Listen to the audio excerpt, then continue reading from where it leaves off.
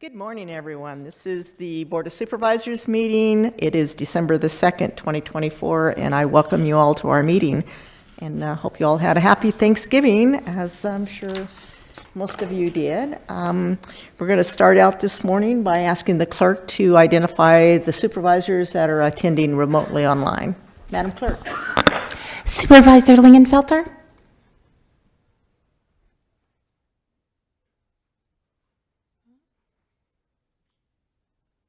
Supervisor Lingenfelter, are you online?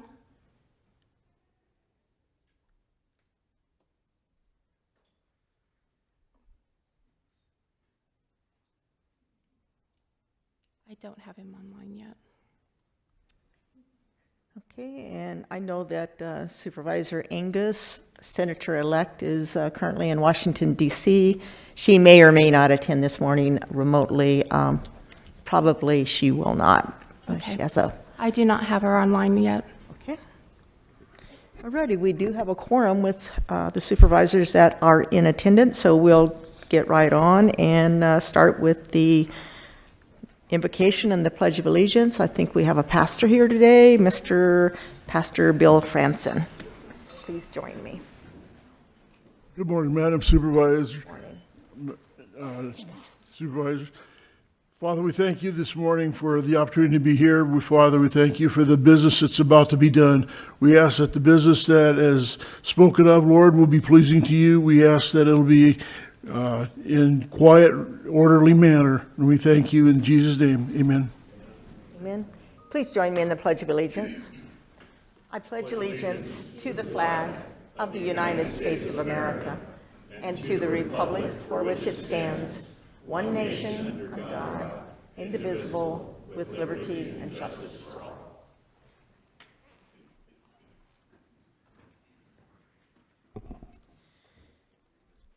The Board of Supervisors may by motion recess into executive session to receive legal advice on any matter contained in this agenda pursuant to ARS 3843-431.03. At this time, I'll entertain a motion to call for an executive session to be held December 23rd at 9 a.m. So moved. Second. Motion is second. All those in favor say aye. Aye. Anyone opposed? I didn't think so. Okay, official business to come before the board this morning. We'll begin with the discussion of pending or contemplated legal action. Attorney Esplin, do we have anything? I have nothing to report, thank you. Any committee or legislative reports, beginning with Supervisor Johnson? Nothing, Madam Chair. Supervisor Gould? Nothing today, Madam Chairman. And we still don't have Supervisor Lingenfelter? He's having problems getting in. Okay. All right, so we'll go on then to the county manager's report. Good morning, Madam Chair and Supervisor. I do not have a report today. Then we go to my favorite part, the call of the public. So just so the audience knows, during the call of the public, the Board of Supervisors will not be making any comments or answering questions at the end of the call of the public.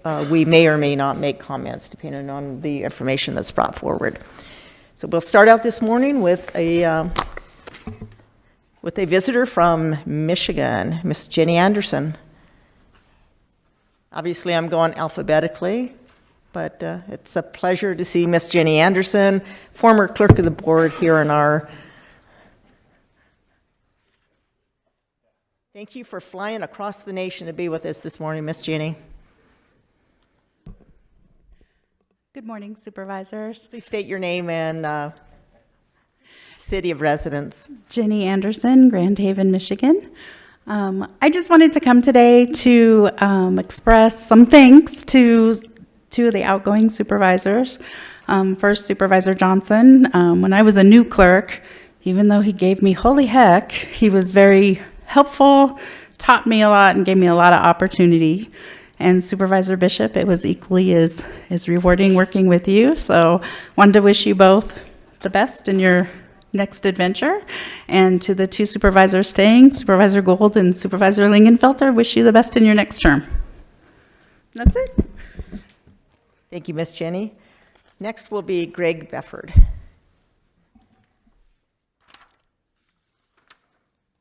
After Mr. Befford, it'll be Pastor Ray Hagerman. Supervisors, for the record, Greg Beffert from Yucca. I'm going to continue where I left off. You can watch my podcast. It's desertsagepodcast.com. And I talked about the importance of not conflating the term Jew. It's important to recognize that not all Jews are on board with this Zionist agenda that I've been discussing up here in the infiltration of our government.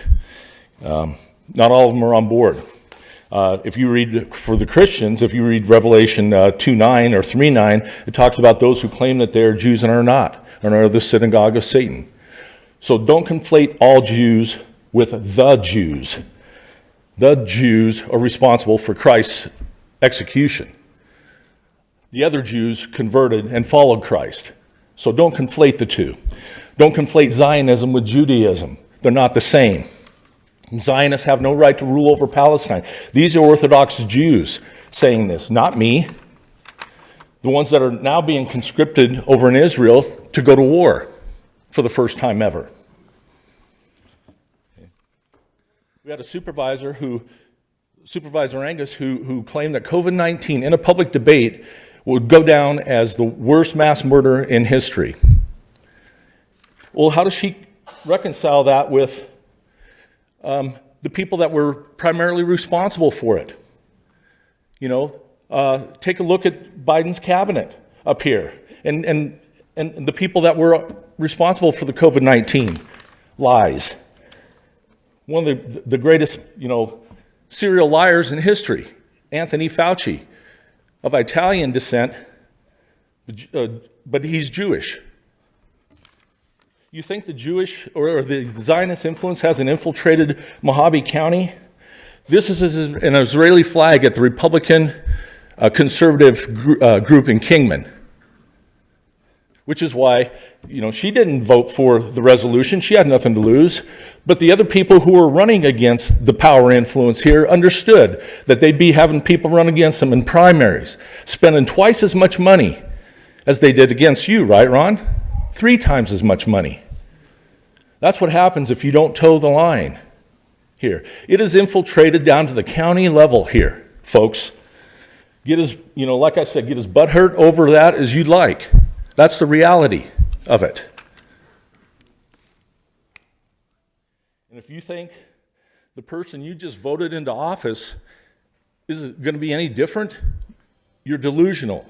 You're operating in a very low vibratory state of consciousness, which most people do, primarily out of fear, which is how they corralled everybody during COVID-19, which will go down as one of the greatest psychological operations ever, in addition to the mass murder that took place. I'll be back at least one more time. Thank you, Mr. Befford. Pastor Hagerman will be followed by Mr. T.L. Burt Lint. Good morning, Chairman Bishop, Supervisors, Roy Hagemeyer, Mojave Valley, Arizona. Let me start with this. Proverbs 21:3 says, "To do righteousness and justice is more acceptable to the Lord than sacrifice." And in Jeremiah 22:3 we read, "Thus says the Lord, do justice and deliver from the hand of the oppressor him who has been robbed." What is the duty of government? Well, one of the duties of the government is to promote general welfare. And that means protecting our citizens, even if doing so impedes on some individual rights. Public service, as an elected official, has the duty to always retain the trust of the public. Always. When our elected officials betray the trust of those whom have elected them, called them into service and to protect, our government has lost its way. Government should never use its power to promote private gain. As an elected official, you must always speak the truth. You must always hold the truth as sacred and always seek the truth in execution of your duties. Elected officials also have a sacred duty to listen to the will of the people. Let me close with this. Thomas Jefferson wrote, "The will of the people is the only legitimate foundation of any government, and to protect the free expression thereof." Thank you. Thank you. Mr. Lent? T.L. Burt Lent. Next up will be Sean Reagan. Are you Mr. Lent? Okay. Please state your name and city. My name is Robert Lent. I'm from Yucca, Arizona. Here to speak on behalf of the little storage sheds that will be putting all over our area. Basically is what they look like to us. Those little, I mean, they're neat to see, but at the same sense, they're a very big distraction from the area as a whole.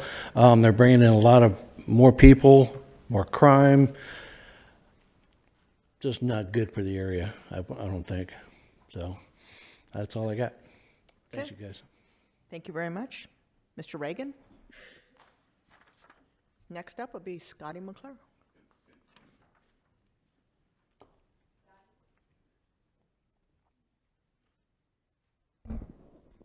Good morning, Board of Supervisors. My name is Sean Regan, Bullitt City, and I own a business here in Kingman. I'm a proponent of veterans. I've always been, and I've been more significant in that stance the last 5 years.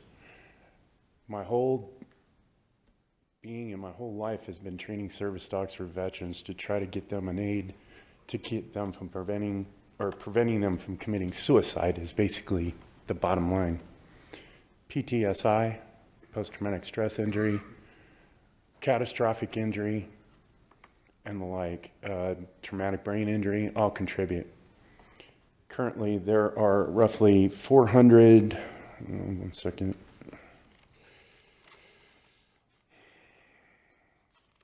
Sorry, my fingers don't work well anymore.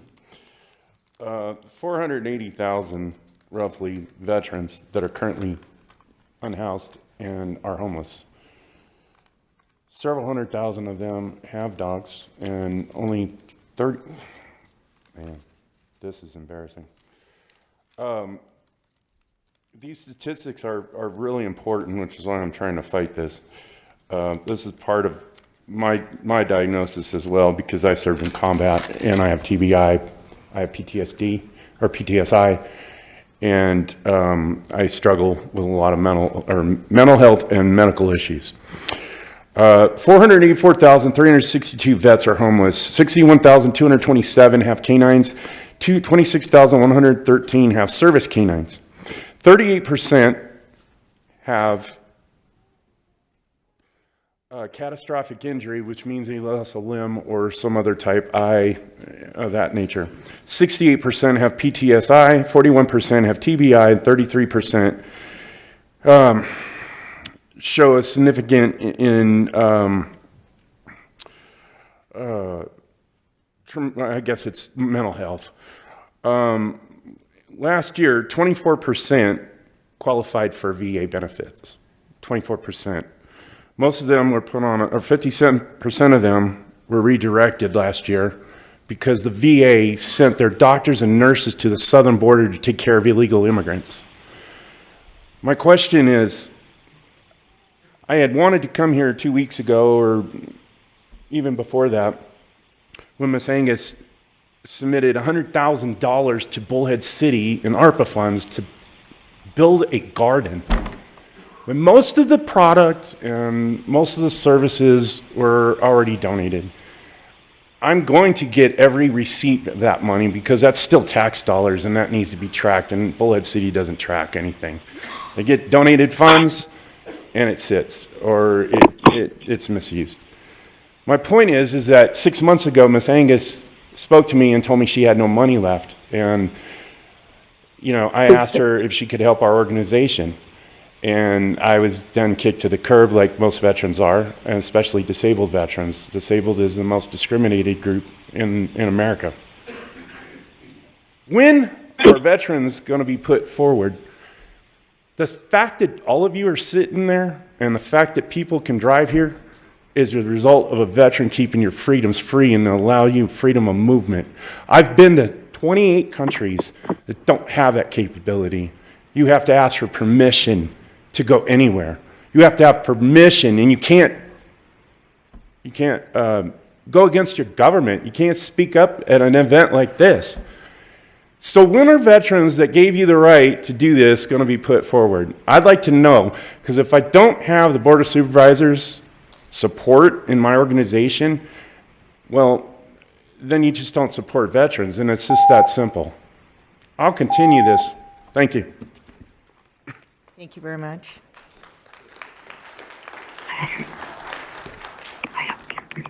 Scotty McClure, you're up. Kenny Works, you'll be next.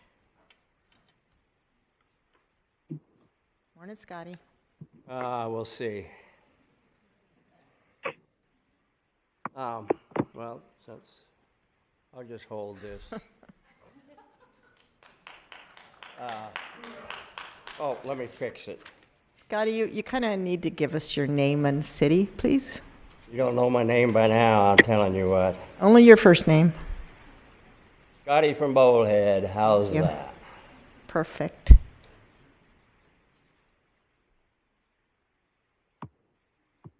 No, that's gonna make it. Turn this thing on. Now, I'm gonna go back a couple weeks here when you had your last board meeting. I'm just furious that, Ryan, I want to know, is there a law preventing a citizen from presenting a case to the grand jury? Yes.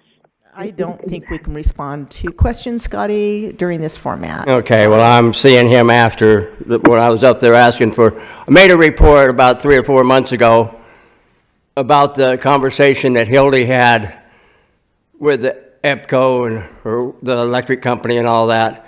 Now, I did not request the open records request. The Arizona Republic asked for the records on it. She used a cell phone that is provided by the taxpayer. So that's how we got that 2-page. As far as I'm concerned, she should be in jail instead of going to the Senate. So whatever.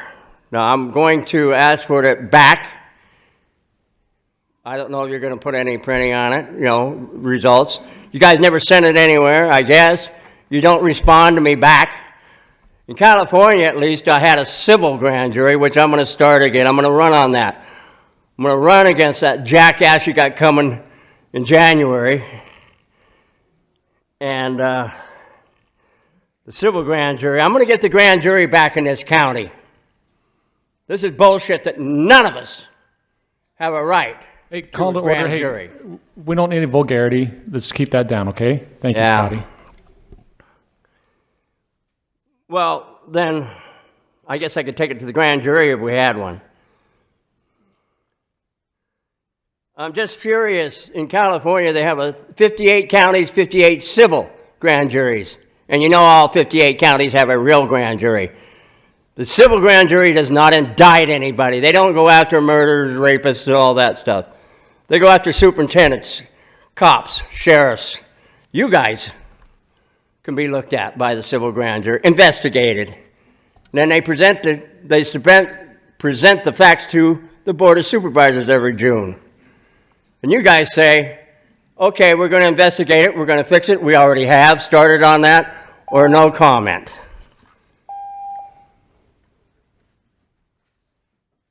Kenny Works, you're up.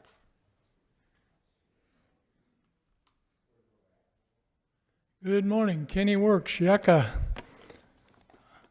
Here's a picture. Silent Calvin Coolidge with 4 Osage Indians on the day that he signed the bill making them official citizens of the United States of America. It's 100 years ago. We never hear about it. It hasn't been in the news or anything. At least 100 years ago, American Indians were official citizens of the United States of America.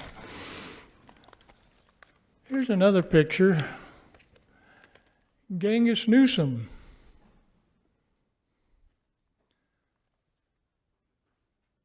signed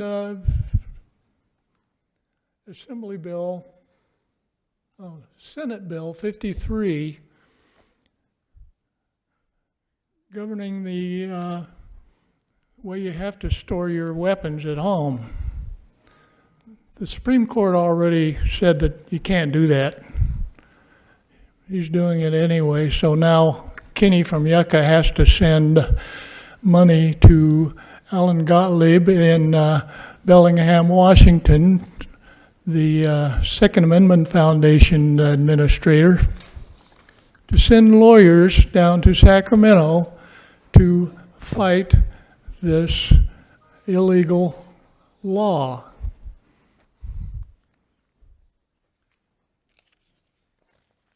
Here he is again.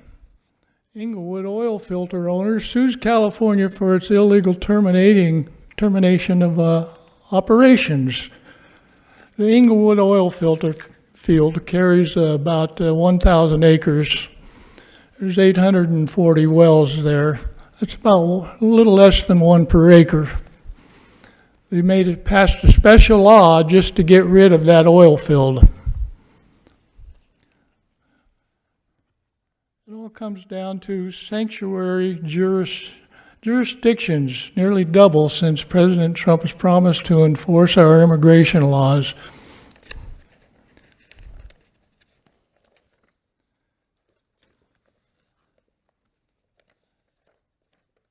Arizona, Chandler, Maricopa County, Phoenix, Pima County, South Tucson, and Tucson are sanctuary jurisdictions, allowing or disallowing the legitimacy of our ability to be able to control who comes into our country. It all happened right after the Obama administration got rid of Sheriff Joe Arpaio. None of that would have happened if he was still around. Thank you very much. Thank you. Jennifer Esposito.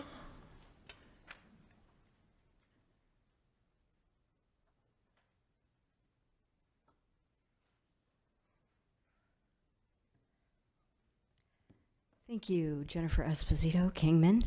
What happened at the last board meeting on the final agenda item wasn't just despicable and disgusting. It was illegal. It's a violation of open meeting law. Even as a lowly precinct committeeman, I raise my hand and take the same oath to uphold the Constitution and the laws of the state that you guys do. I'm surprised that no one called a point of order on Chairman Angrius and her tantrum on her way out. But when a citizen signs up to speak on an agenda item, the chairman doesn't have the discretion of saying, I don't want you to say what I know you're going to say, and I'm not going to let you have your 3 minutes. You can't do that, right? After 3 terms, she should know that. Just like I asked her a month or so ago when I ran into her at the VFW, and I said, why did you vote to get us into a lawsuit regarding the IRS debacle and the 2 county employees where the county screwed up and then decided not to cover them for the county screw up? And she goes, I don't care, let them sue. That's a despicable attitude, but it just shows complete disrespect for the people that you represent, because let you in on a little secret. If you get sued too much, you can lose your participation in the county insurance pool. It happened to Quartzsite, okay? Now, I was asked to read something into the record, and I forgot my reading glasses. Mr. Walter Spar asked me to read something regarding the grand jury. He said, I don't know how much I can get done, but on November 18th, 2024, County Attorney Matt Smith and County Presiding Superior Court Judge Steve Moss jointly presented opposing argument to Walter Spar's presentation. The point of all this expressed rhetoric was to determine if there was any law prohibiting a citizen from directly submitting criminal evidence to the grand jury. Mr. Smith cited 2 Arizona Supreme Court decisions that allegedly prohibit citizens from having direct access to the grand jury. Mr. Smith did not provide the alphanumeric identity of these cases, but instead inappropriately and inconveniently only cited the names of the parties, making it difficult to locate the true cases he was using as his offer of legalese proof. He argued that both of these cases, and he lists them, conclusively prove that only he has authority to present evidence to the grand jury. Neither one of these cases addresses the issue whether the citizenry is prohibited from presenting criminal evidence directly to the grand jury. The Bernini case addressed the unlawful behavior of prosecuting attorneys who withhold evidence from the grand jury. Mr. Smith argued that only the state legislature has the authority to make laws governing the grand jury. So what? Even if that was true, which it is not, there is still no law prohibiting any citizen from introducing criminal evidence to the grand jury. I'll pick it up next time, or Mr. Spar will when he can be here. Okay, that concludes our call to the public. We'll now go on to presentation, recognition of service. County Manager Elters. And Chairman, or Vice Chairman Bishop, I just wanted to let you know that Supervisor Lingenfelter and Supervisor Angus are online now. Thank you, Madam Clerk.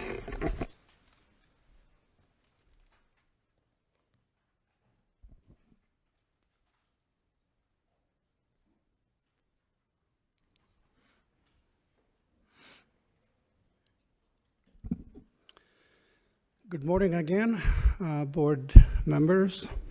I am really pleased to highlight these two service recognitions, starting with ladies and starting with Supervisor Bishop. Bear with me, I will read a short bio and then present the recognition. So Supervisor Jean Bishop epitomizes a lifelong commitment to serving the community she calls home. Born and raised in Mojave County, Supervisor Bishop's dedication to public service spans decades, encompassing roles at the local, county, and state levels. Since 2014, Supervisor Bishop has proudly represented District 4 on the Mojave County Board of Supervisors. And for those who do not know, District 4 includes Kingman, Golden Valley, stretches northwest to the Nevada state line, extends north to Lake Mead, and nearly reaches Grand Canyon West. Before assuming her current role, Supervisor Bishop amassed over 30 years of experience as a law enforcement professional and elected constable, earning the trust and respect of her community through her unwavering commitment to public safety. Throughout her career, Supervisor Bishop has been the recipient of numerous awards, including the esteemed Women Making History Award in 2010 and the prestigious Lifetime Achiever Andy Award in 2014. Supervisor Bishop's leadership extends beyond the Board of Supervisors as she actively participates in various boards and commissions, amplifying her impact on the community. Notable among her current roles are President of the County Supervisors Association's Executive Board, Chairman of the Mojave County Board of Health, and Director of the Kingman Area Food Bank. With her extensive experience, unwavering dedication, and proven leadership, Supervisor Bishop continues to serve as a steadfast advocate for the people of District 4 and Mojave County as a whole. During her 10 years of service on the board, Supervisor Bishop consistently supported and worked to improve county infrastructure and roads, including county parks and wastewater-related projects. Additionally, Supervisor Bishop supported economic development and related high-paying jobs. Supervisor Bishop, it has been a pleasure working with you. We wish you the very best in the next chapter of your retirement. If you would be kind enough to meet me halfway to receive your award.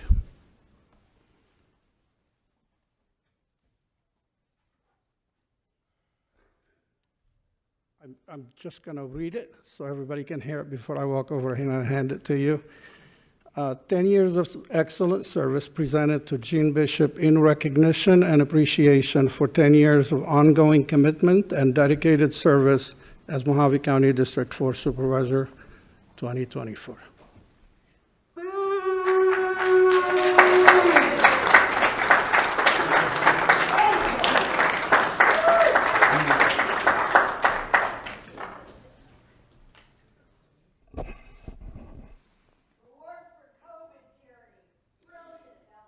Ladies and gentlemen, it's been an honor and a privilege and most often a challenge. Thank you for allowing me to be your county supervisor, and goodbye, Miss Jennifer.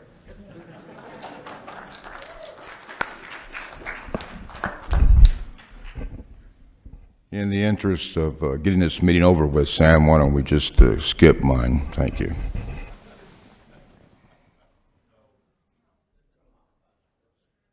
I don't think you get off that easy, Supervisor. May I proceed, or would you rather not? I'd rather not, thank you.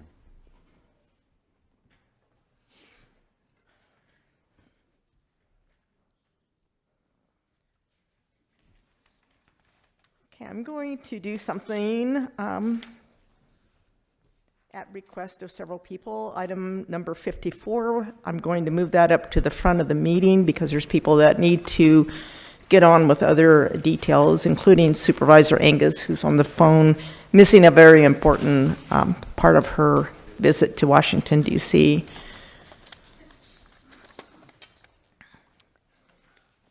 This item was brought to us by Supervisor Johnson. It's going to be a discussion of possible action, a reconsideration of item number 36 from the November 4th Board of Supervisors meeting and item 9 from the December 4th, 2023 Board of Supervisors meeting. Supervisor Johnson. Motion to approve. Second.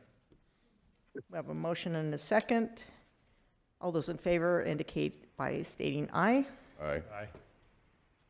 All those opposed? Aye. Madam Clerk, actually, let's do a roll call on that since we have members on the phone. Okay. Supervisor Lingenfelter?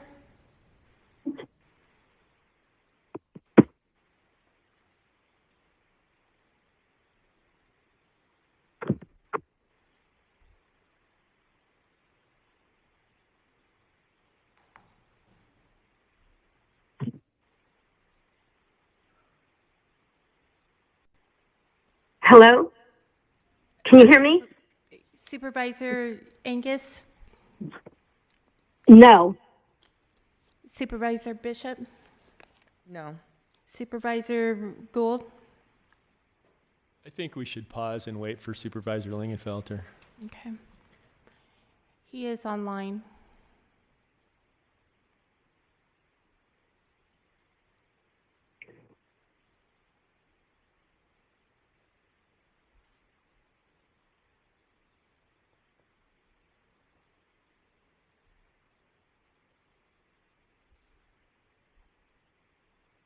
IT, can you unmute him?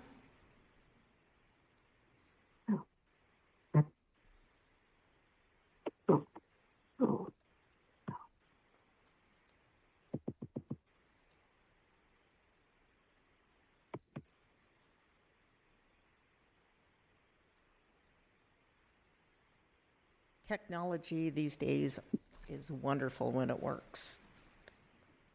Doesn't always.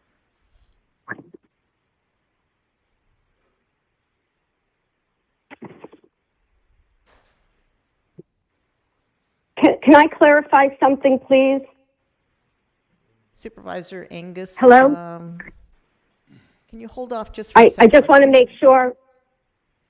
Okay, I just want to make sure that my vote came out the way I wanted it to. I voted no against the reconsideration. I just want to make sure that that's what was heard.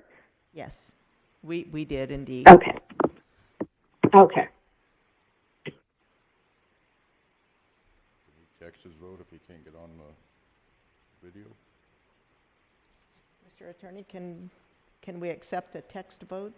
Yeah, if he's a part of this, if he's here and listening and can hear and vote, yes, I think that'd be acceptable.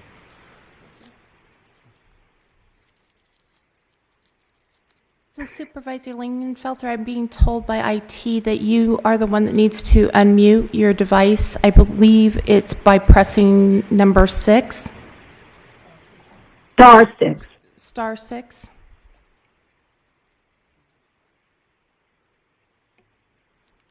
Okay, so I have a text that says I vote no, and that he can't He can't unmute his device.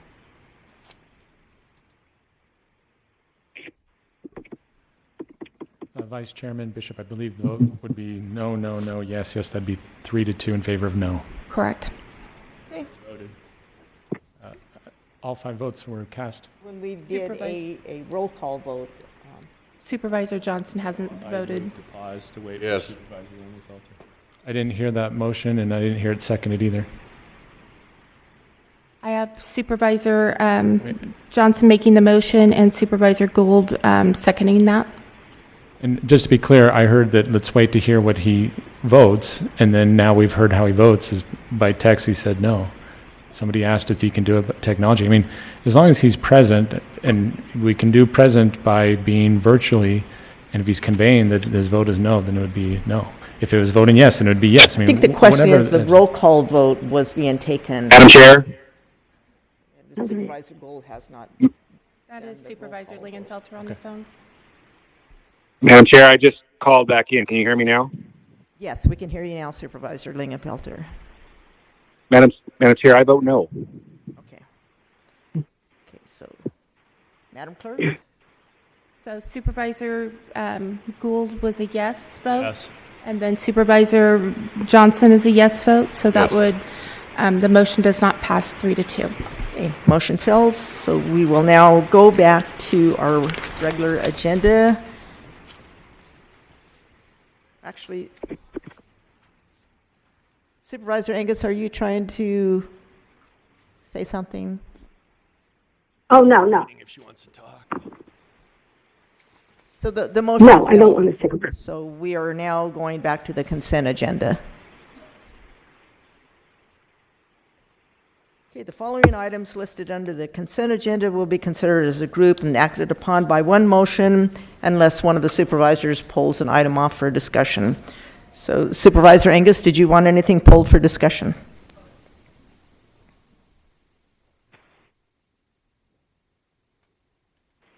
No, thank you. Thank you. Supervisor Lingenfelter, do you have anything you would like pulled? Nothing, Madam Chair. Okay, Supervisor Johnson Nothing. and Supervisor Gould. Thank you, Madam Chairman. Number 15, number 26, and number 29. And I will pull item number 7. Madam Chair, I'd make a motion to accept the consent minus 7, 15, 26, 29. Second. We have a motion and a second. All those in favor indicate by stating aye. Aye. Aye. Any Aye. opposed? Motion passes. Okay, item number 7, I pulled this at the request of the GOP chairman because we've had a number of communications questioning the appointment of at least one applicant. So I'm going to make a motion that we continue this until the first meeting in January. Second. I have a motion and a second. All those in favor say aye. Aye. Anyone Aye. opposed? Motion passes. Next item is item number 15. This is to approve a multi-award and sign contracts. Supervisor Gould. Thank you, Madam Chairman. I was just wondering if Director Holtry could give us an overview of what we're doing here.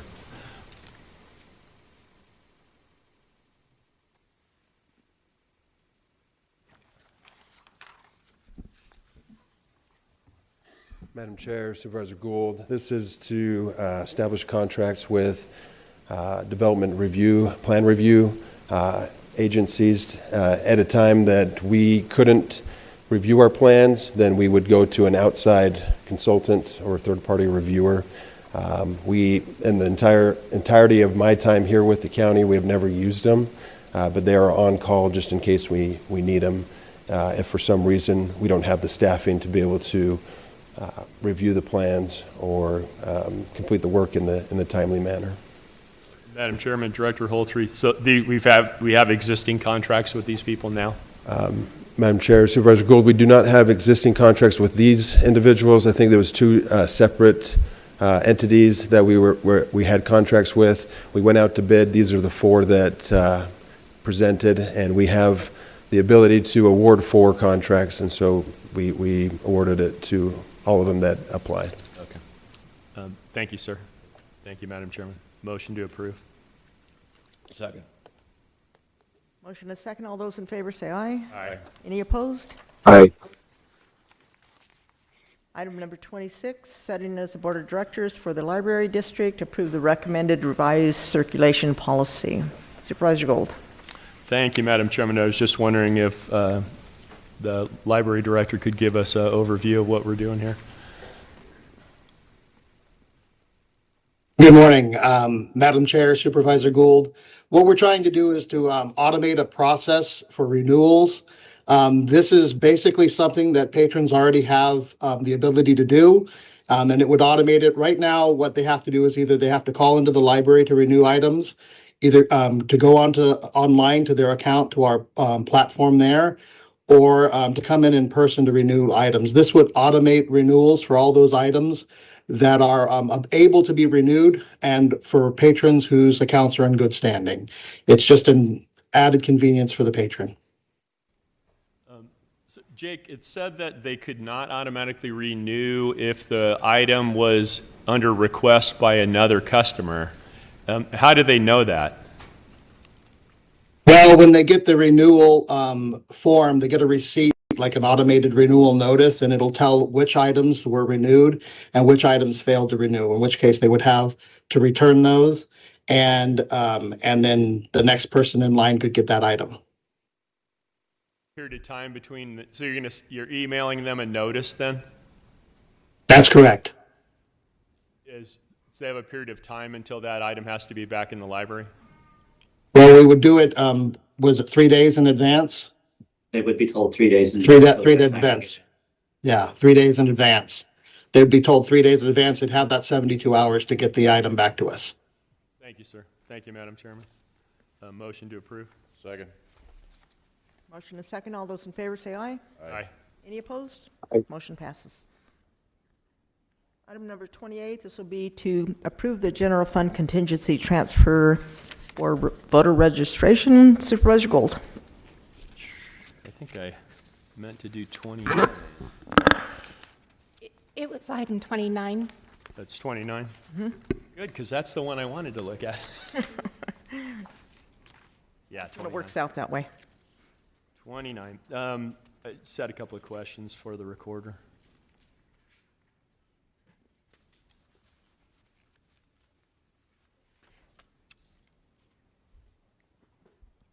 Good morning, Madam Chair and Supervisor Gould. Thank you. Madam Recorder, can you give us an overview of why we have to go for contingency money and what is the potential ballot item that the state might put on in May? Certainly. The reason I'm asking you this is so that the people hear what the reasoning behind that all these things cost money. So for the remainder of my FY25 budget, I'm requesting up to $140,000 to complete statutory duties. And that's going to be additional mailing, postage. And we had a House Bill 2482 pass that requires me to mail a letter to every voter that changes anything in their voter record.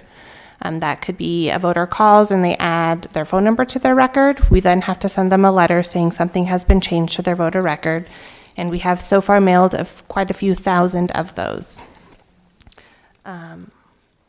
As well as the general election cost more money than I was anticipating, unfortunately. We had to pay an additional fee to package every ballot because it had more than 3 pages. Because we had so many propositions, we had to complete a text insert that was then a sample ballot inside the envelope. And because it had then more than 3 pages, I had to pay an additional 25 cents per packaging for every ballot that was mailed. So there's no reimbursement from the legislature when they put a dozen ballot questions on the ballot? No, there is not. So the taxpayers of our great county just have to absorb the antics of the legislature? Yes. Same thing with the House bill. There's no funding for that mandate. Do you know what the ballot question is going to be in May? I certainly do. It is for Prop 123, Prop 123 had a special election in May of 2016, and that is for the state trust land. It is a land trust endowment distribution. Essentially, it's sunsetting FY25. And if it's not voted on, the state would then have to pay up to $283 million from the state budget if it's not voted on by the voters to either extend it or end it. So it's Governor Ducey's solution to the lawsuit by the teachers union over whether or means or whether it means and? It's rhetorical, you don't need to answer that. But strangely enough, they couldn't have just put that question on the ballot with the 12 other items that they sent to the ballot? So it's my understanding that it didn't come up in time to make it to the general election, and it would have to be decided on prior to the end of FY25. So at this time, we don't know if we're having a May election, or I would assume we will, because they don't wish to pay that funding. But we don't know how that election will be conducted. So they haven't voted yet to put that on the ballot? They have not. Interesting. So these things are all actions that were out of your control? Essentially, yes. Yeah, and they're cost, the one, it's nice to have to spend more money because more people voted.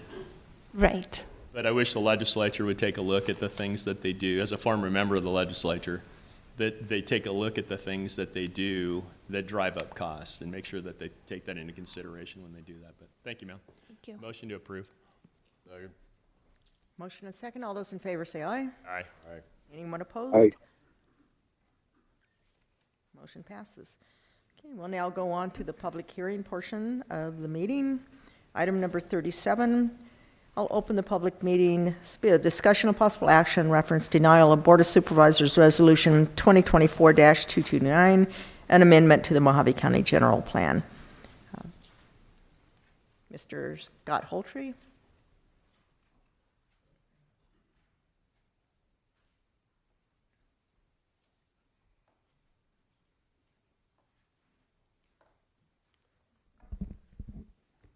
Hi, Madam Chair, members of the board.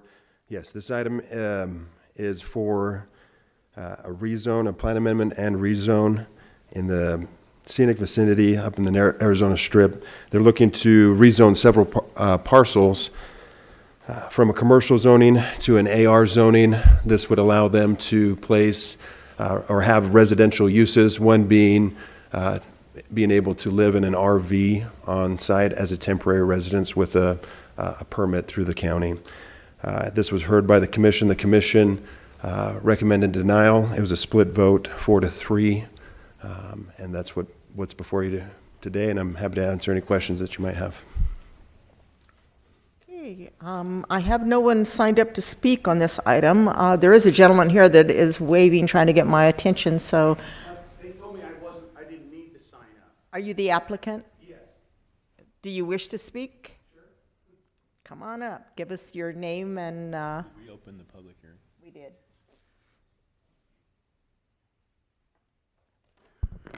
Hello, my name is Ron Onkus, and I own some of that property that is in question.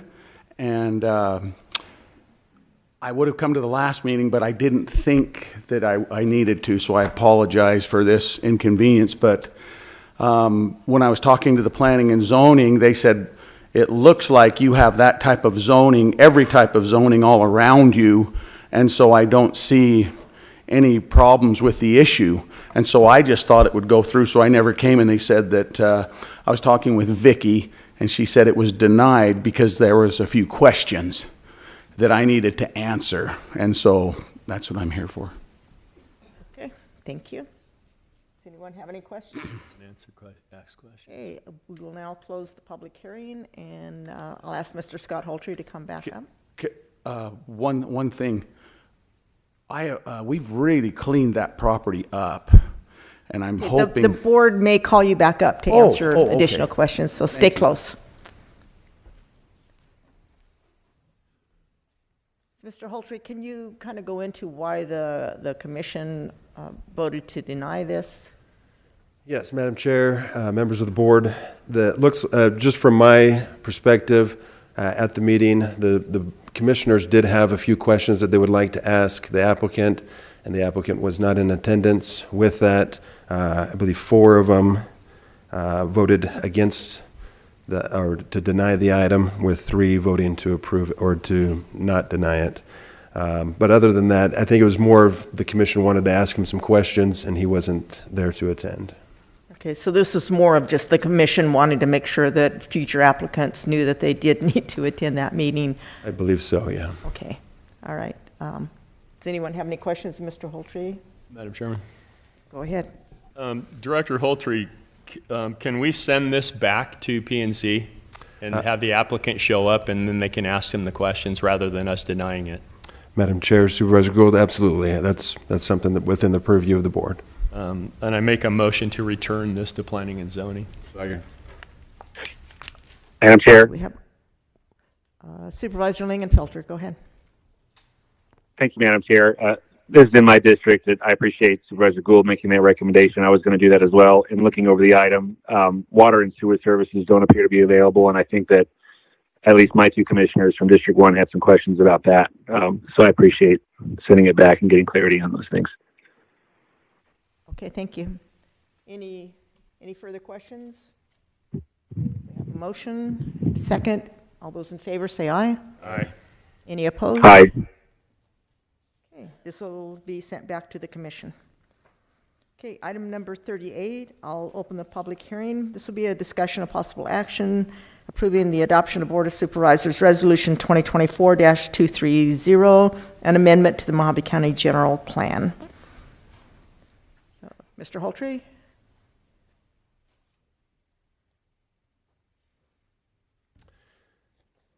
Madam Chair, Supervisors, this item came to the commission and the board a few months ago, and with that, they realized that some of the zoning wasn't exactly the way that they needed it to be.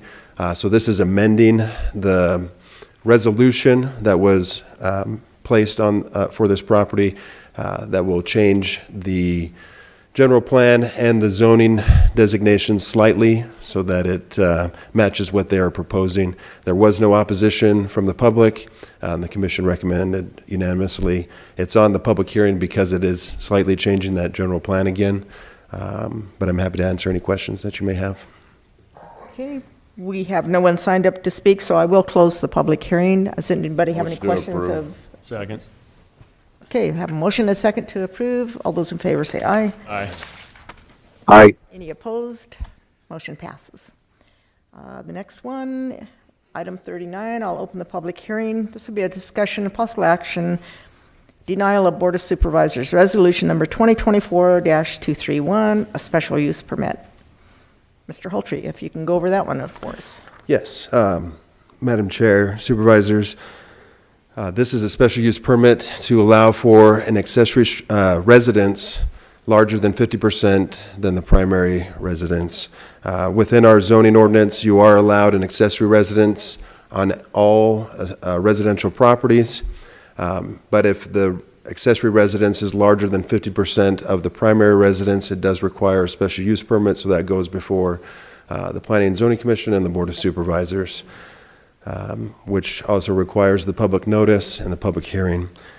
With that, we had several individuals come out and speak in opposition to this for this special use permit.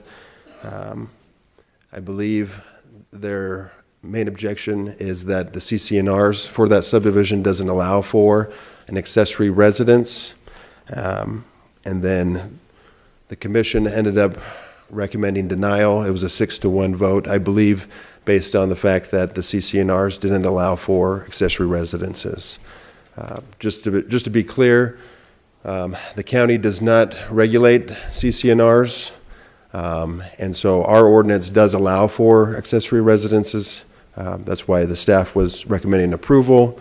And ultimately, if the applicant wants to build an accessory residence on their property that's less than 50% of their primary residence, they currently could do that.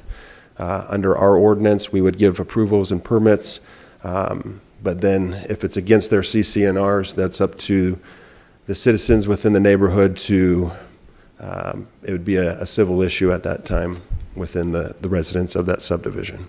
Happy to answer any other questions that you may have. Okay, we do have one person signed up to speak. Sandra Hendricks wants to speak in opposition.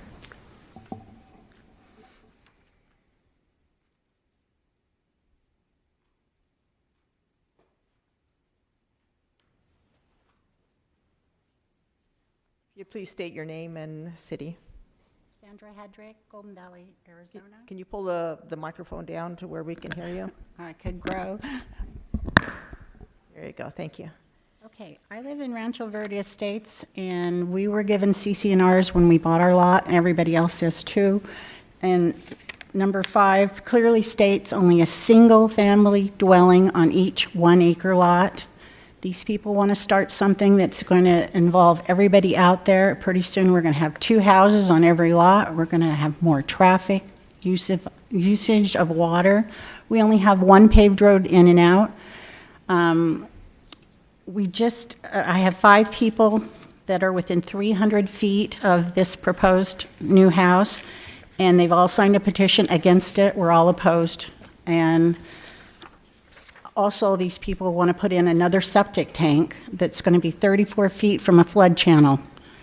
Now, when that channel floods every 2 years, which it will, what's going to happen to this new septic tank? They've already got one there that they've had problems with. Now they want to add an additional septic tank. So that something happens to the septic, it blows, and here comes down to my lot and covers my lot with their septic usage. I'm just asking that you please set a precedent that they cannot start building 2 houses on each acre lot in Golden Valley at Rancho Verde Estates, please. Thank you. Thank you. Okay, I'll close the public hearing. Motion to deny. We have a motion to deny. Question for Director Holtry. Mr. Holtry, we have questions. Director Holtry, did we look at the CCNRs? No, Supervisor Bishop, or Madam Chair, and Supervisor Gould, no, we do not look at the CCNRs. Again, that's not within our department's purview, is to regulate any CCNRs within the county. Does anybody here have a copy of the CCNRs? The lady that just testified has hers. You want to call her down and have her put it on the screen? Sure. It just seems like due diligence rather than taking people's word for what their CCNRs contain, because I know my property owners association people read things the way they want them to read.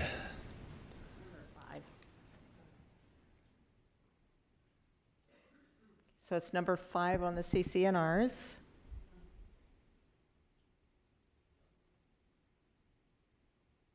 They are recorded with the county. So can somebody read what that says? Can't read It's it. a little small.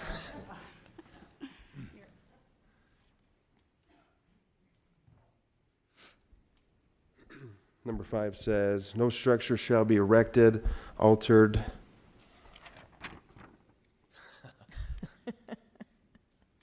something, or permitted to remain on any of said lot other than one detached, single-family dwelling not to exceed 2 stories in height and private garage not to exceed 2 stories in height, except at a tri-level building plan approved by the Architectural Control Committee.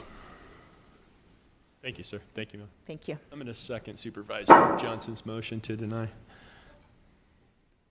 Okay, we have a motion to deny. It's been seconded. There's no further comments or questions. I'll call for the vote. All those in favor say aye. Aye. Any opposed? Okay, the motion to deny is approved. Next item, number 40, I'll open the public hearing. This will be a discussion to approve the adoption of Board of Supervisors Resolution 2024-232. This would be an amendment to the Mojave County General Plan and also a rezone. Do you have anyone signed up for this, Madam Chair? I do not have anyone signed up, so I'll close the public hearing. Motion to approve. Second. Motion to approve, seconded. All those in favor say aye. Aye. Anyone opposed? Motion passes. Next item, 41, I'll open the public hearing. Discussion and possible action, denial of Board of Supervisors Resolution number 2024-233, an amendment to the Mojave County General Plan and a rezone. This would be in the Yucca vicinity. I do have several people signed up to speak on this. I'll call up Kip Verna Takeda.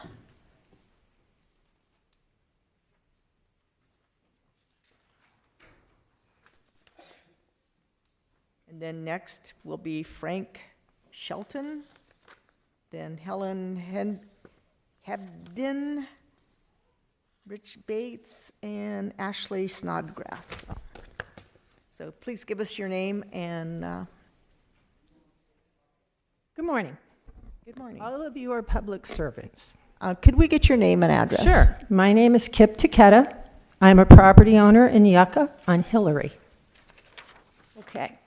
I'm here to say that multifamily dwelling in that area is maybe putting the cart before the horse. I have questions. Multifamily dwelling, is that over 55? Is that under 55?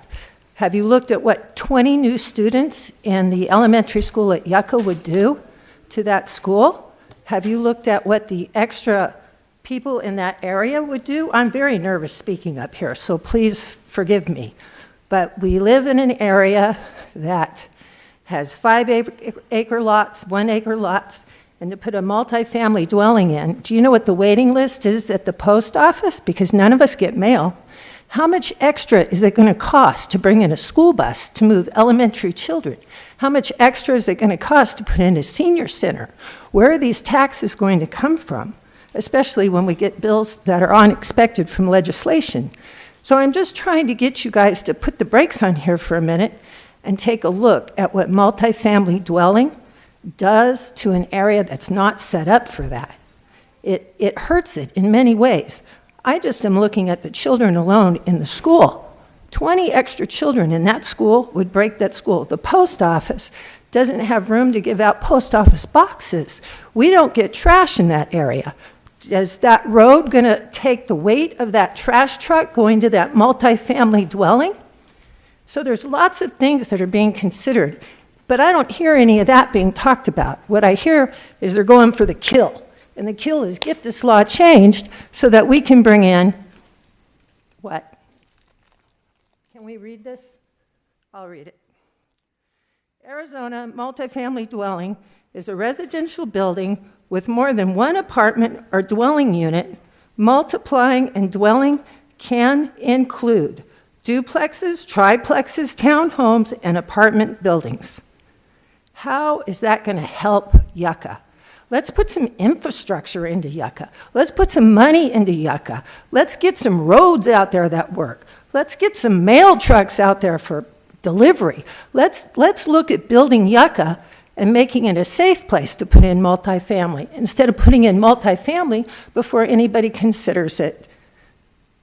That's all I have to say. Thank you. Thank you. Frank Shelton.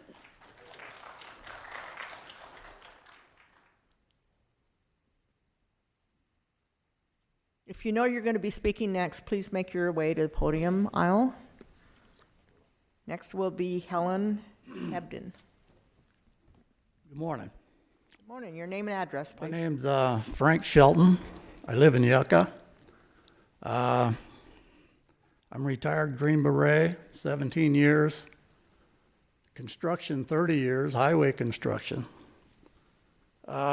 Before we even get to this subdivision, I kind of did a couple of drive-bys that area. Our intersection is terrible. There's one stop sign, and that's for coming out of our area on the road going to that new proposed cell. The other ones are, two of them are dirt roads with no stop signs. The dust is terrible. When you pull up to the stop sign, you don't know if someone's coming or already left. So I looked at that turnaround there to get on the frontage road to come down that way. I estimated over $1 million, and I don't think that's going to cut it to make that so that can handle it. We need it right now. We don't need it for them.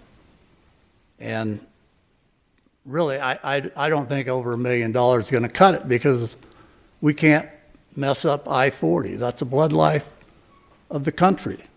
So if we put in some stupid thing that's flooding the water here and there and go over I-40, it's going to shut down more than just us.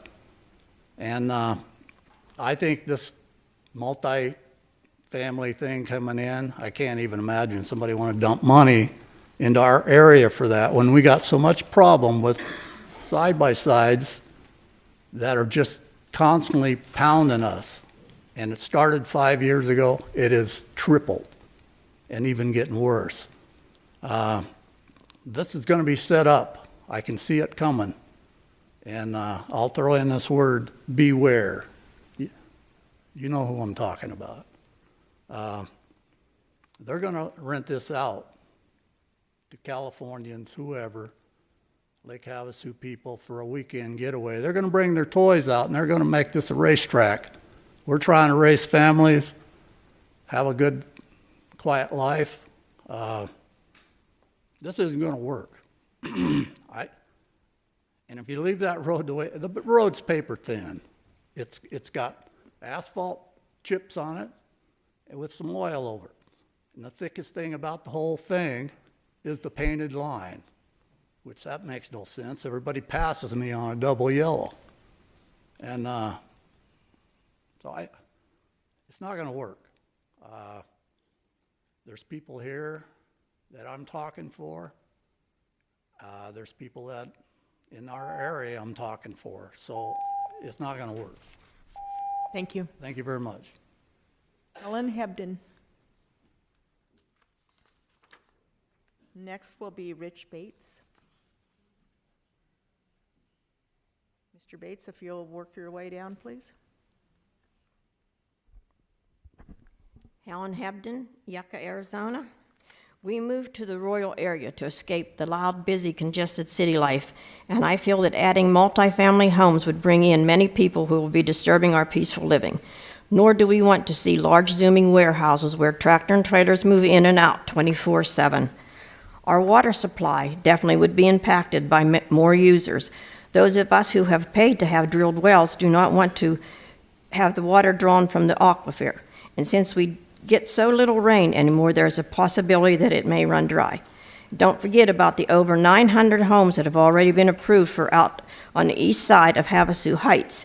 This will be another big strain on our supply. How will the washes be affected when there is a flash flood? This is a very serious problem now when traveling frontage road. The infrastructure on frontage road cannot withstand more traffic as it already is deteriorating. Will the state be paving, maintaining, and improving the road? The only way they come now is to make minimal repairs if someone calls and complains about the potholes, which there are many, and are ruining the tires and causing mechanical problems. Will the Yucca Fire Department be staffed 24/7 with qualified personnel to have adequate coverage in the event of a fire accident? Will we have ambulances and law enforcement closer than Kingman or Lake Havasu City? Currently, it takes a long time for an ambulance to reach this area, and even longer for either the Sheriff's Department or state police to arrive. Because you all know, with hundreds more people, criminal activity will abound and increase in the area.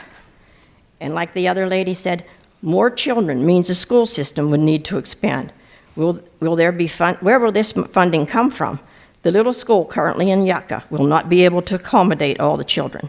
This would mean building a school locally or transporting them by bus for over an hour every day. When the traffic and road conditions of Route 40, if I had a young child, I would not want them riding the bus.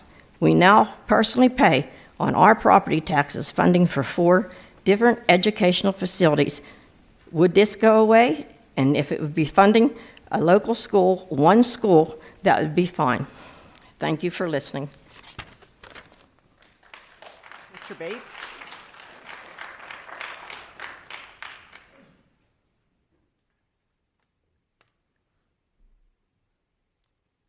Good morning, Board. My name's Richard Bates, and I live in Yucca, pretty close to where this commercial property is being, they want to get it in there. It doesn't belong in our area. We have residential agricultural out there. They need, Helen and Frank, they said everything. I haven't got much to add to it, other than an environmental impact statement needs to be done, a thorough one, checkup on it. So I vote to leave it alone. We need the residential out there, which we all live in residential areas, and we love it. Thank you. Thank you. Ashley Snodgrass.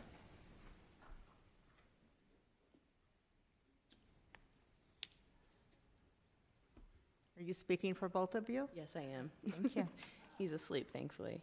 Ashley Snodgrass, I live in Yucca. As a resident of the adjacent neighborhood of Buckeye Havasu Heights, they'll be drastically impacted by the zoning decision for this parcel. I'd like to encourage you all to vote no on rezoning the parcel to commercial multifamily to help preserve the character of our area. We have collected nearly 60 signatures in protest of this rezoning and have had an overwhelming support from our neighborhood rejecting the rezoning of this parcel.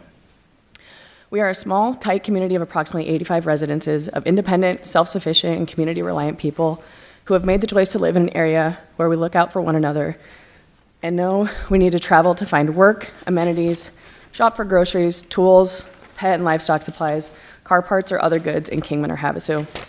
We all make the choice every day to live in our remote community, raise our families, and to enjoy our lives in peace and quiet, away from the activity and commotion of town, and to see the stars in the dark sky each night, and do not want that disrupted by commercial multifamily development at the entrance to our neighborhood. All of us pass by this parcel each time we enter or leave our homes, as the frontage road where this parcel is located is the only path of travel to and from our community to the rest of Mojave County and beyond. Revitalizing the town within the city limits of Yucca, approximately 8 miles away, with commercial projects would be better suited and is a great idea that we all support. New businesses would help bring life back to the town, and there are several vacant properties and buildings available to do so. The town, as it currently stands, is limited to a post office, tow company, truck stop, food bank, a small school of approximately 30 students, and an Indian restaurant, providing plenty of opportunity for new business and commercial development to succeed, and would have a larger population in town to see it thrive. This area is not suited for multifamily development. We currently do not have manpower at the local fire station in our area or the town of Yucca, and fire calls are dispatched from Golden Valley. We do not have access to local law enforcement, as sheriffs serve the Yucca area from either Havasu or Kingman, typically an hour out on any call. Additionally, the entire Yucca area does not get mail service. We are not set up for an influx of people that would come with multifamily housing. Mail and packages are held in town at the post office that is completely overwhelmed at this time, and there's a wait list in order to get a P.O. box there. Additionally, our local trash service also has a wait list for service to provide dumpsters to service the existing properties in Yucca. The area on Frontage Road, where this parcel is located, is our neighborhood's one road in and one road out. It is subject to flooding, and when it rains, this road is typically impassable unless you have the proper four-wheel drive vehicles and knowledge to travel through the sand and water that has carried to and through the washes and lands in the low areas of the road. Often up to about 3 feet of sand is deposited in the washes in the roadway. Additionally, this frontage road is highs and lows and is often referred to as a roller coaster road. It is riddled with potholes and rarely gets maintained or fixed. This road is not suited for an increased number of cars, trucks, or heavy loads. Recently, a new truck stop was developed at the Old Trails exit on the other end of Yucca, and the people within that adjacent community, similar to ours, are suffering. Thank you very much.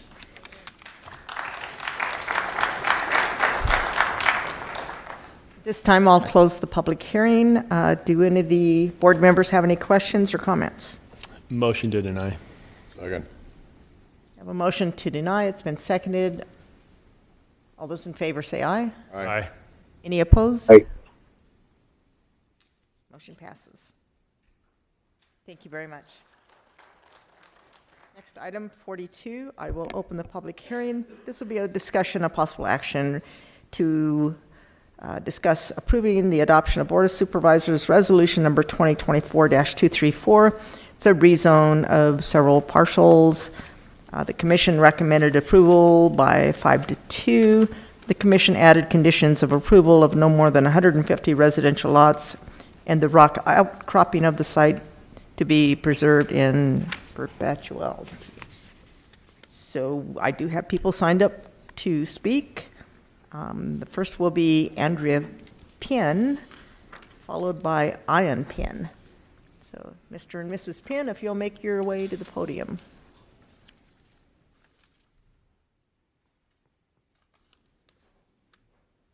I'm assuming it's Mr. and Mrs. It could be brother and sister, but regardless, it's the same last name.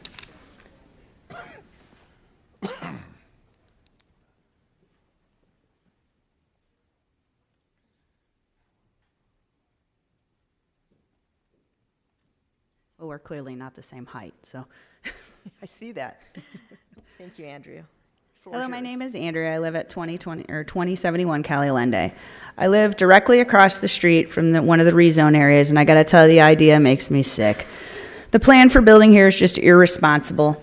I went door to door and spoke to a lot of my neighbors, and the majority are against it. With signatures on the petition and letters that are attached to the agenda here, we have over 55% of the households of the neighborhood opposing, not just the measly 20% we needed to have the 3/4 vote. We are telling you to vote no. The two main reasons are the lack of proof that there is adequate water, and the traffic with only one ingress and one egress to the neighborhood. As for the water, I've even asked the Arizona Corporation Commission, and they said they really don't have an answer until this water company asks for a rate hike. Only then will they look into it and do the proper research that should be done before approving this project. I find this to be too late. The damage will already be done.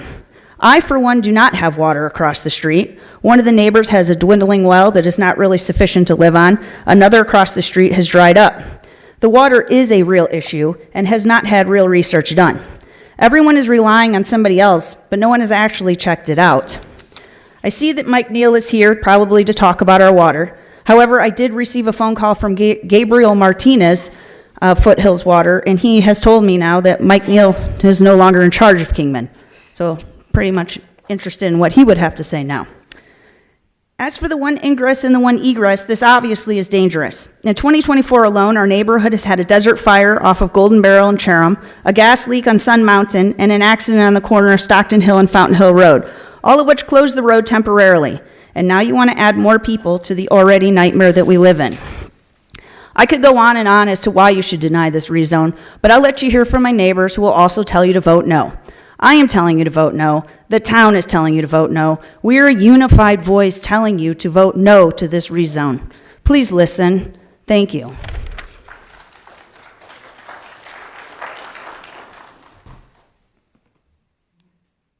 Your turn. And following you will be Chris Wagner. Madam Chair, Supervisors, my name is Ian Penn. I live in Kingman, Arizona. Most of the people here today are not engineers or government planners. They depend on experts and the Zoning Commission to perform due diligence before they recommend a rezone. Due diligence like looking for water adequacy and ensuring proper road egress for emergencies. The job of these experts is to protect the health, safety, morals, and general welfare of its citizens. This isn't just their motto, but an Arizona statute. How can we protect the health and safety without first investigating the water supply and safe egress? We wouldn't issue a certificate of occupancy for a house with only one door. Why would we allow for a community to be built with only one road? This new development would have 1,000 people relying on a single road in case of emergency. We could have a gas leak, fire, or car accident that blocks the only exit, all of which occurred the last year. What happens when the road is blocked and one of the 1,000 residents has a medical emergency? This is not to mention the plan is to have more than 500 cars driving daily on Sun Mountain, where multiple homes have their driveways and front yards. Rio Verde Foothills made national news for running out of water and requiring water haul. The development we are protesting today almost exactly mirrors Rio Verde. It has similar problems with an old water company with reliability, quality, and financial issues. The only difference is, despite the warning signs like wells going dry or having to buy millions of gallons of water from Kingman, they still want to increase the demand on the water system. They don't want 5 or 10% increase, but instead want to add hundreds of extra homes and an almost 70% increase in demand if you include Eagle Ranch Estates. There are lines of water haul trailers up and down North Stockton Hill Road because their wells went dry. These are people less than 1,000 feet from Surbat water system. Does Mojave County really want to make news about people right outside the city who don't have running water because the county decided a better idea is to allow a developer to get rich? No one, including the Corporation Commission, looked into water adequacy for this new development. I have a letter from Corporation Commissioner Nick Myers stating they don't look into water adequacy until a new rate case is filed, and they were not informed of this significant expansion. Even though it's outside an active management area, water adequacy studies have been required by the Zoning Commission in the past, and it seems prudent to require a new hydrologic study to see if they can provide for the 70% increase in customers. Water adequacy isn't just about availability of water, but also includes quality and financial stability. The lack of a recent water study, coupled with many area wells going dry, brings their water availability into question. The only information we have is Surbat's well driller's report from 1977 stating the static water level was at 670 feet and a single water level test done 30 years ago showing a significant drop. According to the Arizona Corporation Commission, they cannot determine if Foothills is delivering water that meets quality standards. Surbat Water has been fiscally irresponsible. Thank you. Chris Wagner, and after that will be Rex Ivy. Good morning. I'd like to thank the Board of Supervisors for stepping up and serving our community. My name is Chris Wagner. I live at Desert Fountain Estates. I got most of my statement here is in the form of questions. How long is this build out expected to take? Are we looking at 10, 20 years? And if the build out doesn't produce like he expects, are we going to be stuck with scarred desert like the rest of Mojave County's already been approved of? Are there plans to mitigate some of the impact of construction, all the construction vehicles, dust, noise, and heavy equipment during this build out proceeding? Has there been any independent studies, as in water, law enforcement, fire, emergency services? Excuse me. Essentially, Fountain Hills and Stockton Hill, that will double the traffic impact there. That intersection on Fountain Hills is only 25 feet wide. Granted, Sun Mountain is 44 feet wide, but it has places for on-street parking and multiple driveways. Stockton Hill is 25 feet of asphalt plus 12 feet of shoulder on either side. How does this improve Mojave County and the quality of our life? It seems like we've already taxed our services enough. Thank you. Rex Ivy, followed by Laura Bayer.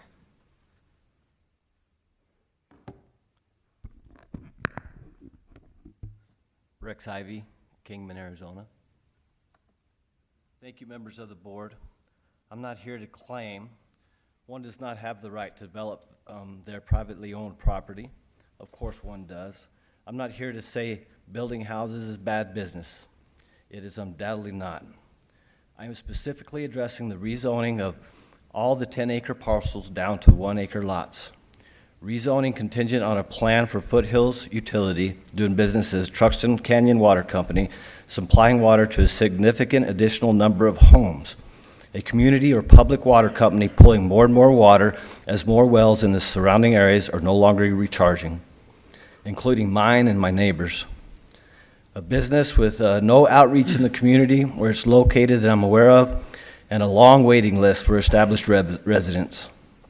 A public water company that seems to be without defined service area boundaries, rezoning, relying on a water supply company not in compliance with reporting as of October 16th, according to the Arizona Department of Water Resources.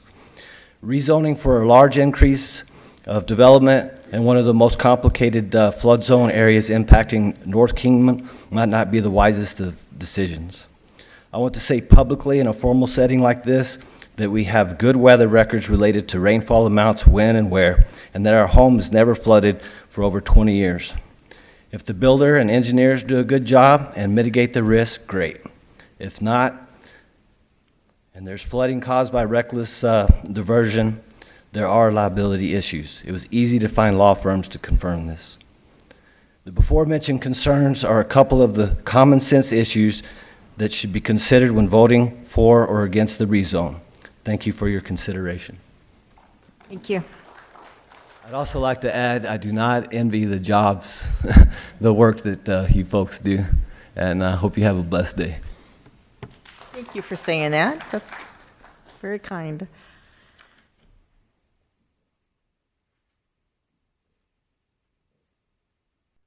After Laura will be Ron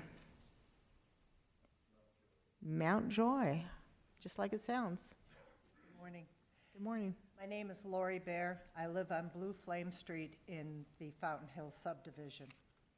On July 4th of this year, at the east end of Blue Flame, a fire started.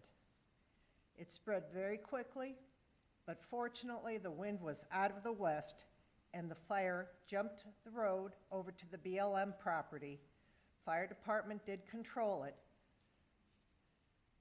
If it had come from an east wind and we needed to evacuate our subdivision, just with those existing homes, there would have been somewhere close to 400 cars trying to get out of our subdivision on the two roads, Sun Mountain and then over onto Fountain Hills to get to Stockton Hill. With an additional 150 homes, there would be close to 600 cars if there was a mandatory evacuation. There is only one access road in and out of this subdivision. We ask, first of all, that you do not approve this rezoning. But if it is, with the exception of those houses designated to be built on the area of Fountain Hills and Sun Mountain, there needs to be a totally separate access road that does not include or involve Sun Mountain. As for the water issue, it is important to remember that if it is given away, you cannot get it back. We have been told in the last meeting that the current well supplying the water to our subdivision is maintaining its level. Not growing, it's maintaining the level. It's just if we give it away, we can't get it back. Perfect example of this is Lake Mead. At one time, it had truly sufficient water. The population grew, it gave water away, and now we look at Lake Mead, where it gave water away and it does not have the ability to redo it. So we ask that that the board deny the rezoning of this area. Thank you. Thank you. Ron Mountjoy, followed by Bernie Wasinger. Good morning. Some years ago when we first moved here, I asked a realtor, where's the water come from? She said it's a faucet. She was born and raised here, had no idea where it comes from. I finally did the research on my own, found out where all the water comes from, a vast aquifer, multiple aquifers throughout our whole county. Just in 2023, Arizona Department of Water Resources came to this board and explained to you how much water is being drawn out. And just in one case, 45,000 acre-feet of water is being pumped out every year from an aquifer. This is for the pistachio farms and ranches like that. Add in your population, it's draining. Currently, USGS Geological Survey in 2019 and said that in our aquifers there's about 100 years of water. Well, it's not going to take long as we keep squandering the water in this country. When you put in close density, even all the homes, average water use is 340 to 360 gallons per day for a family of 4. That's not including whatever landscaping. I've removed most of my landscaping and put indigenous so I don't have to water it. But with that, one family, that's 126,000 gallons per year. Multiply that by 150 new homes. Building throughout this area, it's important, it's great tax dollars, but you're running out of the natural resource that's the most precious item that we have here. At one time, this area was the meeting place for all the Native Americans from different areas. There is 20 different natural springs. They've disappeared, never to be seen again.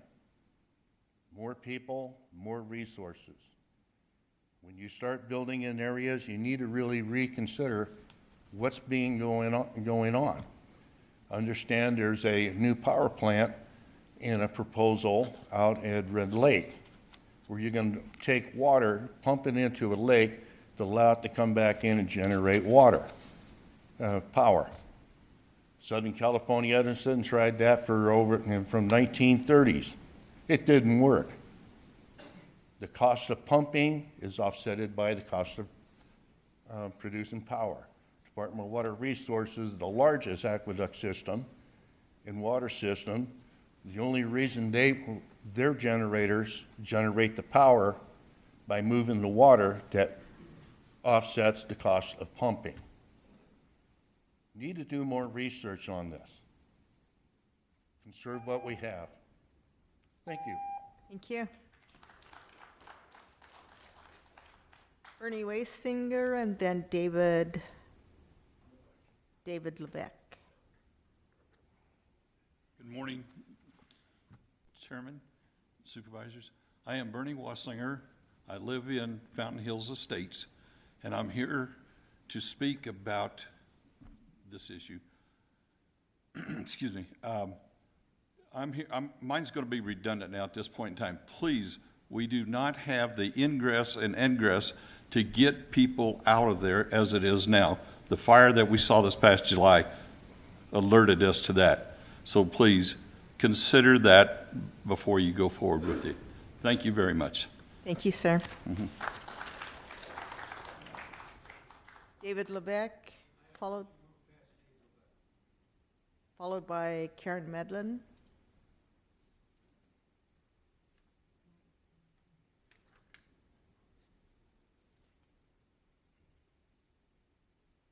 So Karen Medlin, come on down. The price is right.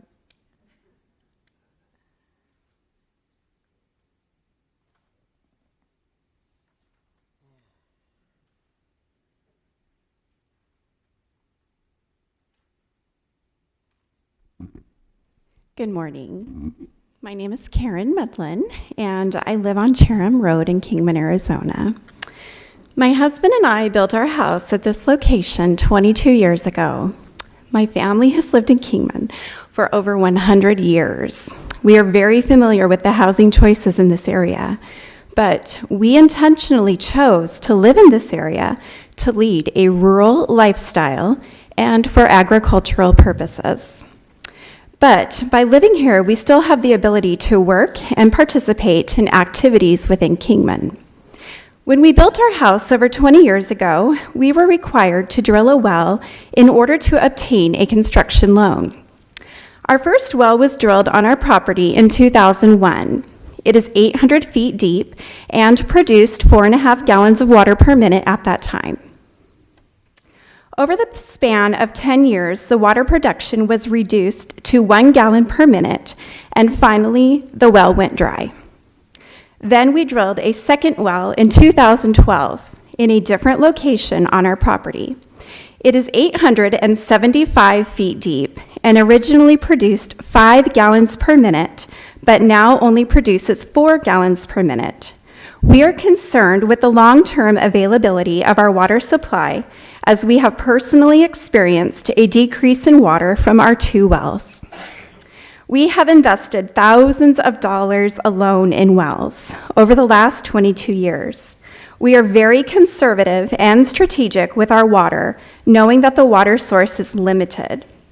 When we chose to build our home and raise our family in this location, we knew there would be extra financial commitments and efforts to living this lifestyle, such as drilling wells, buying propane, the cost of making the road passable for ourselves and others, and the fuel cost to travel back and forth to town. All of this was worth it for the lifestyle that we have been investing into for over 20 years. As I mentioned, my family has lived in Kingman for a very long time. We have seen a lot of responsible growth and positive changes in the Kingman area. Growth is inevitable in any community.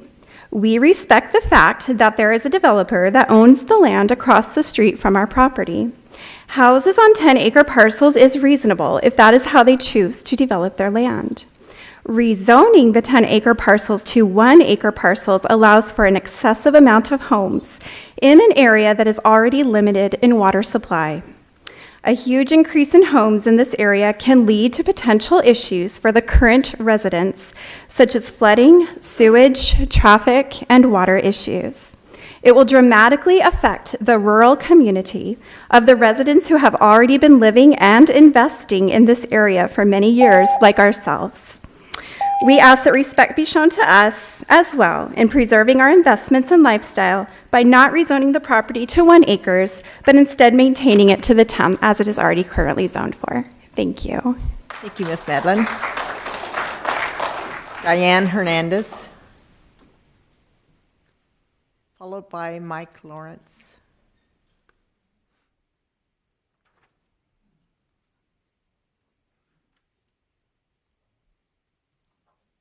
Hello, sorry, I'm super nervous. I hate speaking in front of people. But like all my neighbors in my community, we ask you to Can you speak a little louder and a little slower? We ask you to reconsider this. As most of us, we've moved out to the county in order to get away from the hustle bustle of the city. I enjoy like my views with my wildlife. I even had a fox this morning in my backyard stealing my dog's toys.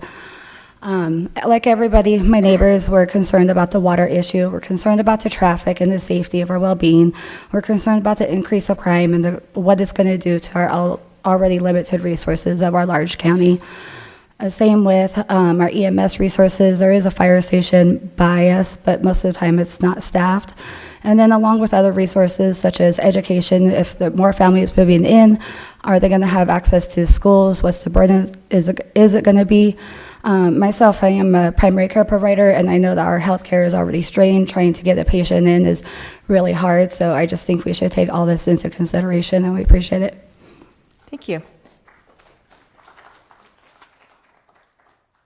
Mike Lawrence, followed by Tyler Engel.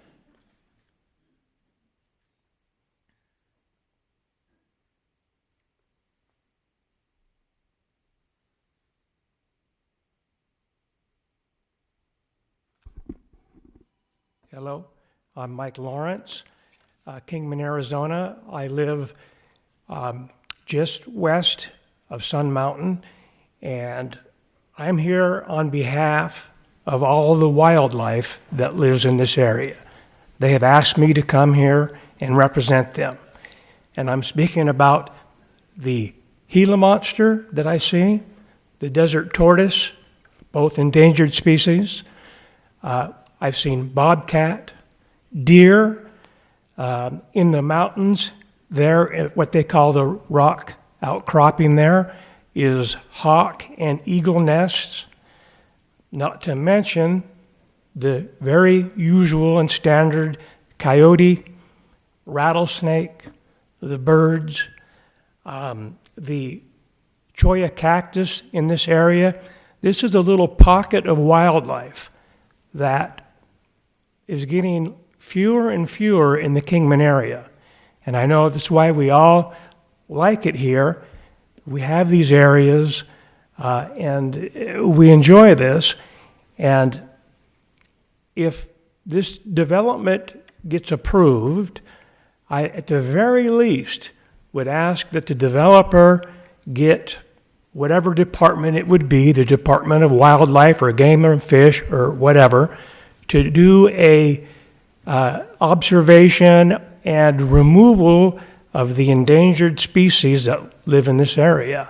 There are quite a few, and I hate to see all these animals destroyed for progress. I understand progress, but at least take a look at this. Even consider, again, if it was approved, a little wildlife conservation area here to protect these animals, and it would be a benefit to the neighborhood in general. So on behalf of the snakes and the lizards and the deer, thank you. Thank you.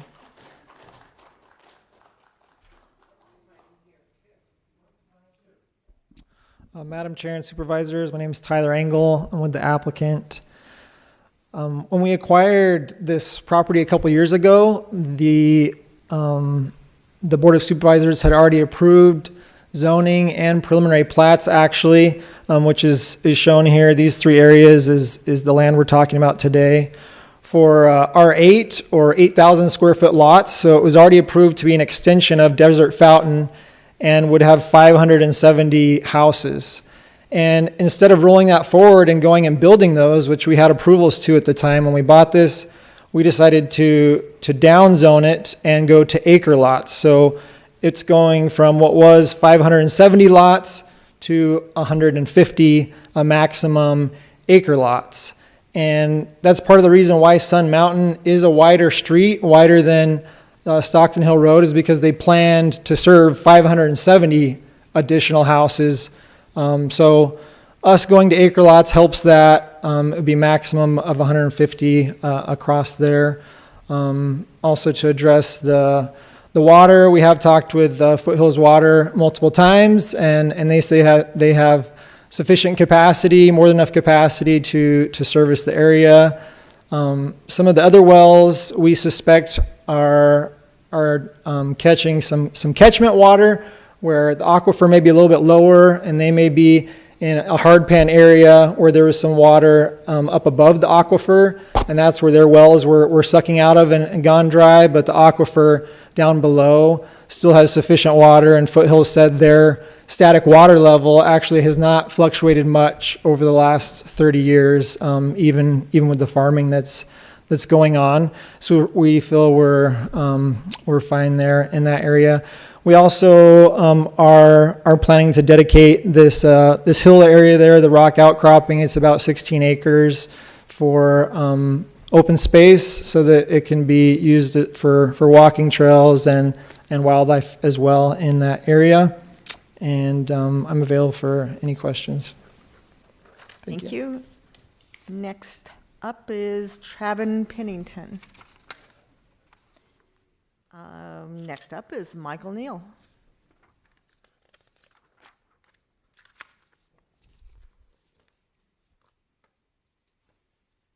Hello, I'm Mike Neal.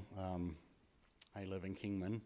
I also am the property owner directly adjacent to this development. I have 173 acres on the west side of this development, and I'm here to speak as a proponent of this subdivision. I feel that the fact that they're taking 570 lots and reducing it down to 150 is a very mindful thing to do. I am the former general manager of Foothills Utilities. I retired Friday. Yay.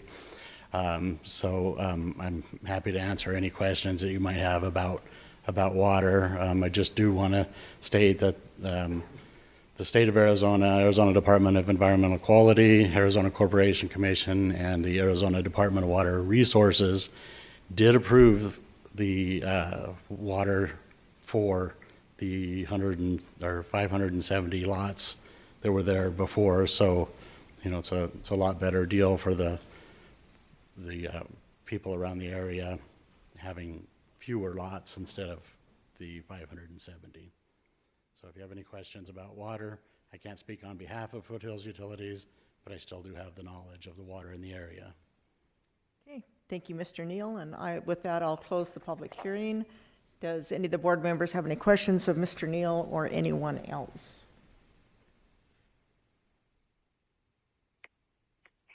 Madam Chair? I'll call for the vote then. Madam Chair? Supervisor Lingenfelter, I'm sorry, go ahead. Thank you.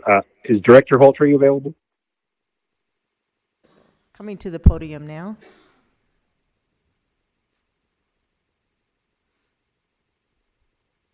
Okay, go ahead, Supervisor Lingenfelter. Thank you, Madam Chair. Good morning, Director Holtry. There's been mention of over a 500 lot approval. Has that expired? Is that why it reverted back to 10-acre minimum? Madam Chair, Supervisor Lingenfelter, that is correct. The preliminary plat for that subdivision was approved back in 2002. The preliminary plats are only good for 20 years, and they expire at that time. So this preliminary plat expired in 2022. Thank you. And my other concern is just the concentration of 150 new septic systems. These are all going to be new septic systems. Is that correct? Madam Chair, Supervisor Lingenfelter, that is correct. 1 acre lot sizes, we do not require a centralized sewer system. You are able to have the septic systems. All those septic systems do have to be approved through our extension of ADQ, our Environmental Quality Division. Okay, thank you. And I do have one question, Madam Chair, for Mr. Neal. I'm not sure if he's the one that can answer it, though. Looking up reporting for the water system, it did look like they were not in compliance with reporting, and I'm just wondering if he knows if that water utility is in compliance now with reporting, or what's going on with that. Okay, Mr. Neal is at the podium and is ready to address that. There seems to be an issue. A lot of people will call and ask something about Surbat Water Company or Truxton Canyon Water Company. Surbat Water Company was the former water utility in the area. The CCNN was transferred to Foothills Utilities about a year ago. And to the best of my knowledge, all reporting with all state agencies in reference to Foothills Utilities is in compliance. If they asked if Surbat Water Company has in compliance, it may not be because it no longer exists. Thank you, Mr. Neal. I also found an article that was from February of this year regarding a company called NW Natural Water, and that they acquired both Truxton Canyon Water Company, and Surbat Water Company. So is that who the provider is right now in that area, NW Natural Water? Yeah, Northwest Natural Water is the parent company and owns Foothills Utilities. That's all the questions I have. Thank you, Madam Chair. Anyone else have questions for Mr. Neal? Anyone else? I'll entertain a motion.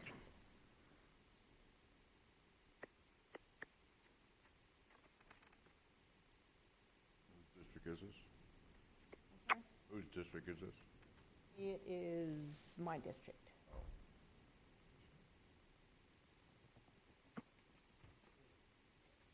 It might be.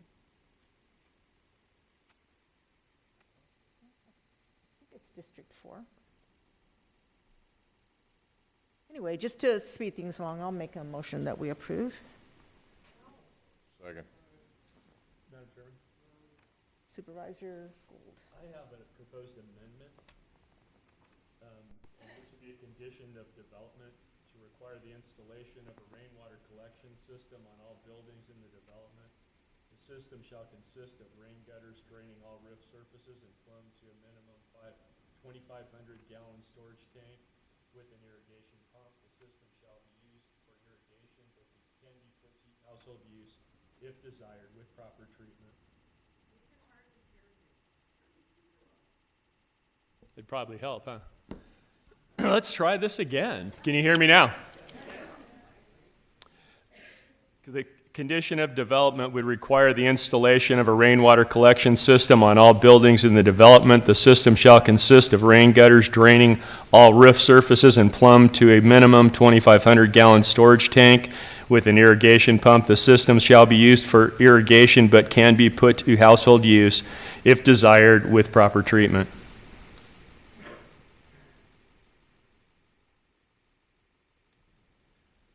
They're building on a declining aquifer. We need to do something about the decline in the aquifer. So we currently have a motion that's been seconded. I'm not willing to withdraw my motion. It doesn't require withdrawing of your motion. I'm not willing to amend it to that. I can Vote on the motion before we vote on your seconded motion. Mr. Esplin.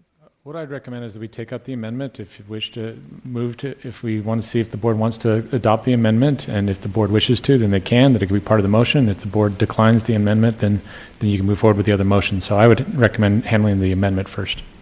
Okay, so with that being said, we have the amendment by Supervisor Gould. And we would need a second to that amendment. We do not have a second at this point.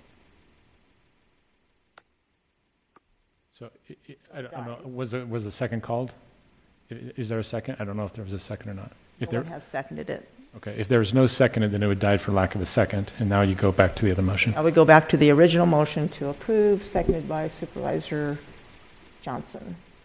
All those in favor, say aye. Aye. To approve. All those opposed? Aye, no. Madam Clerk, can you do a roll call? Supervisor Lingenfelter? No. Supervisor Johnson? Yes. Supervisor Bishop? Yes. And Supervisor Gould? No. It is a tie. And as a tie, it does not pass.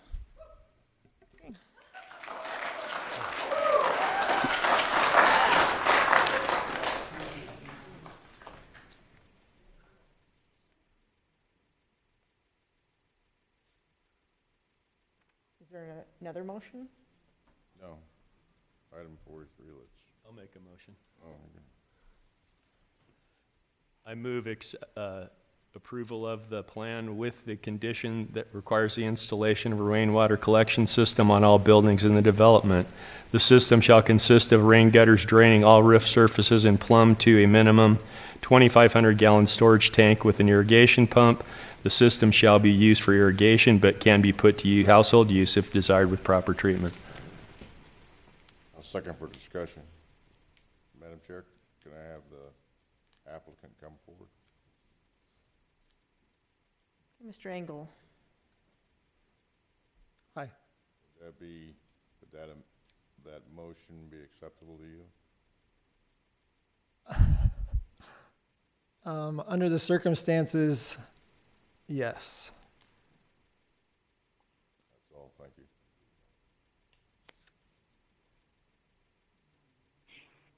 Madam Chair. Supervisor Lingenfelter.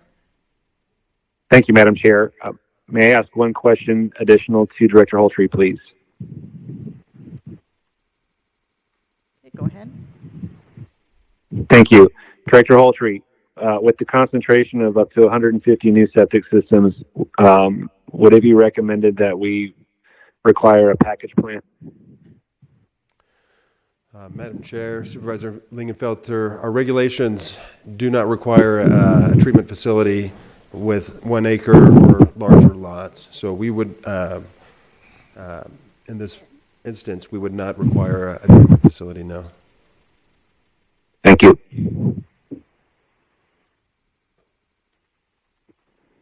All for the question. Okay, we have a motion and a second. All those in favor say aye. Aye. Any opposed? No. Chair votes no. So we have another tie. Still a tie. Okay. There's no other motion. We'll just go on to item number 43. I'll open the public hearing. Madam Chair, so item 43 was the preliminary plat for this, the subdivision.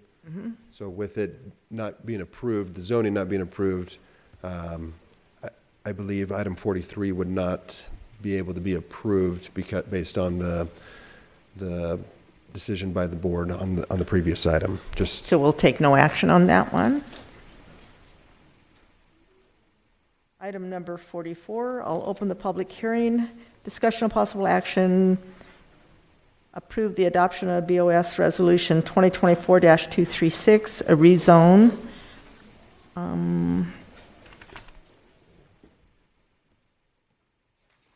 See, I do have people signed up to speak on this item.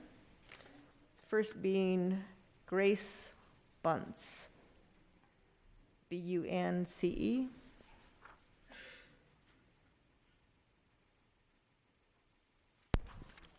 Thank you. Grace Bunce, 4071 Gemstone Avenue. If you overdevelop Kingman, you will very quickly see city and county officials resign and leave town for lack of taking responsibility for their part in the fall of Kingman, thereby leaving residents in financial despair. If someone came to you and said, "We're going to build a shack in your backyard, whether you like it or not, and 20 people are going to live in it," how would you feel, and would you fight it? I guarantee you would not like it, and you would fight with everything you have.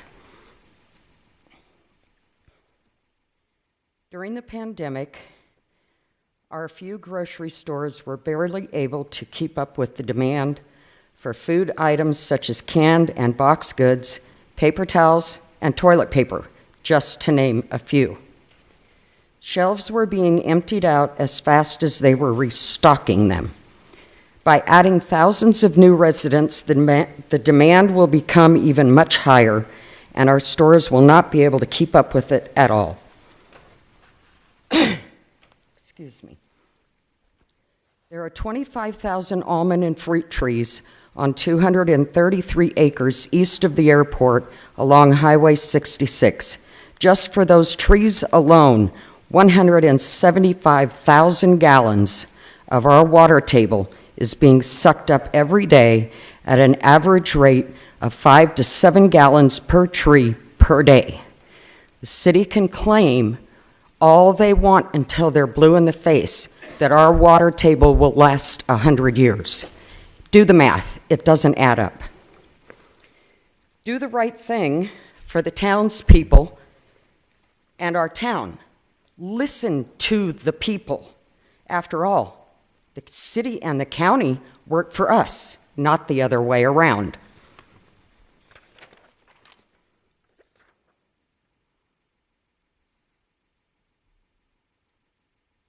Is that showing?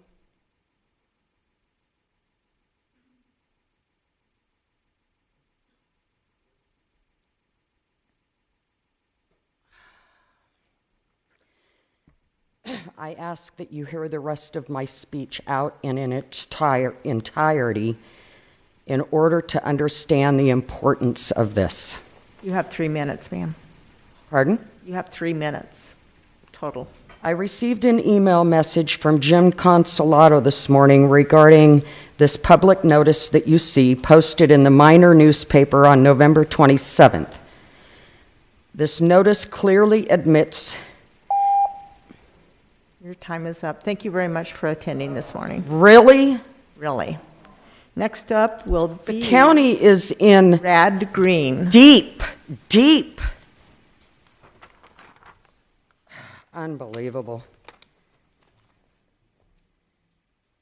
Following Mr. Green will be Tom Costello. County is out of compliance on all of it.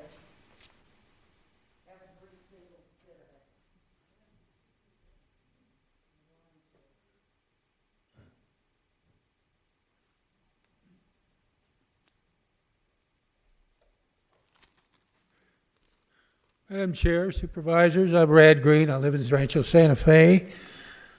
I'm against this rezoning. During the recent presidential debate, a lot was heard from both parties about unaffordable housing in the entire country. What they should have said is just come to Kingman, Arizona. There's all kinds of cheap housing, very cheap.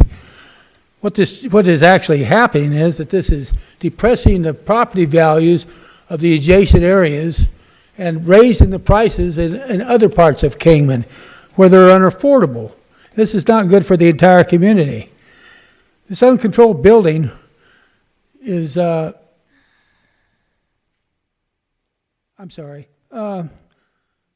and Louise are the main arteries in Rancho Santa Fe.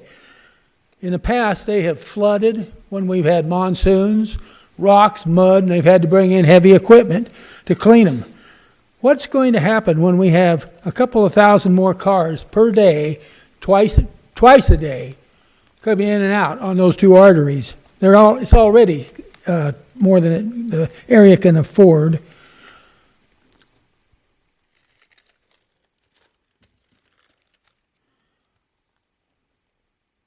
They've had to bring heavy equipment just to clean up the mess. What will happen in Diamond Spur? How many more cars will it take when it comes? Rattlesnake Washes also brought up from I-40. Compare your property values with any place in Kingman other than in Arizona other than Kingman. We've all taken a hit, a big hit. Are we going to let this continue the way it is? We don't have the infrastructure to take care of the things that we have now. What about schools, law enforcement, firemen, firehouses? How about the increase in utilities? It's all going to catch up with us sooner or later.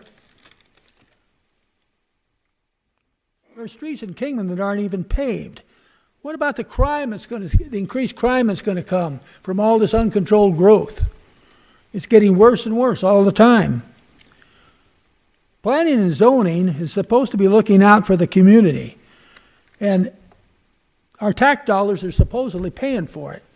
Well, when I talked to planning and zoning at the last meeting, there were 3 people on that committee that had the audacity to say, well, the people this is private property. These people can do anything they want. They can build their houses. What are we paying them taxes? Why are we paying tax dollars to keep these people up there? And I think the biggest item that everybody has heard on this the water. Thank you. Thank you. Mr. Tom Castillo, followed by Stephen Sampson.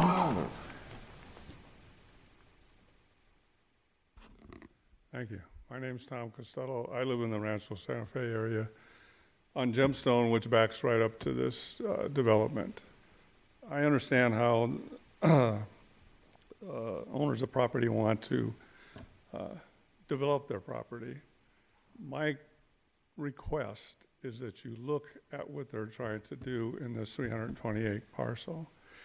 It is on the side of Southern that is primarily acre lots all the way down as far as Seneca.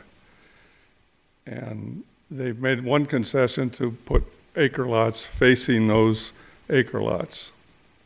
The rest of it, they want to stick quarter acre and half acre in to get the number of homes that they want. The adjoining area where I'm at in Rancho Santa Fe is all half acre lots. At the very least, if they're not going to make those all acre lots, they should not be squeezing them down any smaller than half acre lots. People have moved into that area for space, to keep their properties affordable for that type of a location. We don't need the density of quarter acre lots and all the traffic and problems, along with everything else everybody has said about water and sewage and everything. So I just ask that at the very least you eliminate any quarter acre lots and keep them acre and half acre. Thank you. Thank you. Stephen Sampson, followed by Scott Klinkenslink. Good morning, ladies and gentlemen. I'm Steve Sampson. I live at 2020 Comanche Drive in the Wallapai Foothills Estates. And the street behind me, Cherokee, is where in our subdivision this proposed building area is going to start taking place at. Many of us moved here and retired to come to Kingman because it was a quiet, nice little town, no hustle and bustle, no big traffic areas. And we were told that the area that was behind us, even though it was public property, that we would be paying more for our lots to have our views. In fact, they charged us a lot premium for those lots. So we paid to have that not basically developed behind us by what the Angles told us. And after we had our meeting with the Planning and Zoning Commission, before that meeting, Doug Angle actually came over to my house. And I walked him to the backyard, and Doug said, well, I'm here to address your concerns. And I said, look outside, there's my concerns. And Doug had his sheet with all the lots on it for the Wallapai Foothills Estates on Comanche and Cherokee Court Drive. And he discussed those with me, and he said, yes, you did pay lot premiums for these lots here. So why am I paying lot premiums to look at private property that's going to be developed by Angle? And why is Doug Angle coming over to my house to try to sell me on this? When I talked to Angle's people at the meeting that we had with Kathy, the lady sitting over here that represents the other company that's working with Angle on this, I was not impressed by that meeting. I just feel like there's too much growth going on right now. When you're talking about putting 540 to 550 houses up there, and once again, where's the water coming from? The water at my house has to be pumped up from Omaha and Cheyenne. And at that water tank, there's a pressure pump. And when that pressure pump dies, the water pressure pump that Angle put in my garage, that thing runs so hard and so fast, it almost catches on fire. So I've had to bypass that pump in my house because I'm afraid the house is going to burn down. So if they have to pump water up to me, what are they going to do to these other 540 to 550 houses up there too? Thank you very much.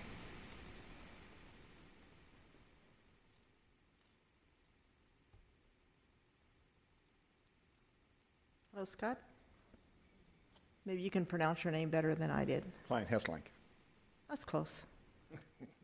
I live in Rancho Santa Fe in Kingman as well. I've talked to numerous residents, not only in my neighborhood, but through neighborhoods throughout Kingman. They are all adamantly opposed against this development. And these are the people that you are supposed to be representing. There are so many reasons why this subdivision is so wrong for Kingman, the citizens of Kingman and the surrounding area. Traffic. There's only 2 roads in and out of this subdivision. One, Wallapai Mountain Road, the other one being Southern. This subdivision will add over 1,000 cars to those 2 roads a day. And both of these roads are only 1 lane in each direction with no center turn lanes. Additionally, if you live east of the railroad tracks in Kingman, there's only 2 ways in and 2 ways out to cross that. The nearest public transportation is 3.5 miles away. There is no infrastructure in Kingman. There is no essential shopping south of I-40, with the exception of Safeway, which is about 2 blocks south of I-40. Medical. It frequently takes several months to get medical attention up here and doctor's appointments and to receive the needed care. The more people you put in the system, the more lives it's going to endanger, and the longer it's going to take to get your urgent medical care. Fire and police. The nearest county fire department is located about 13 miles away from this location. That means if there's urgency in that area, Kingman PD and Kingman Fire more than likely will have to respond to that, which is taking the resources from the city of Kingman that the residents pay for. Schools and public parks. same thing. They're going to be taking resources from the city of Kingman that are paid for by the residents of Kingman. Utilities and sewer, that's another issue. This, in the subdivision, will also have a negative impact on taxpayers of Mojave County. The county needs to upkeep the roads, areas, drainage ponds, and everything else in this new subdivision, and to my knowledge that there is not going to be any HOAs in here. We have outgrown our infrastructure, and we do not need any more uncontrolled development in this area. As a city commission and a voter, I strongly urge you to deny this request. And if you do, it should be at least 1/2 acre minimal. I also request that if you, your family, friends could stand to benefit for any reason by this land being rezoned, or if you receive any campaign funds directly or indirectly from Angle, that you should reveal this publicly and recluse yourself from voting on this issue. Thank you. Okay, Trevin Pennington.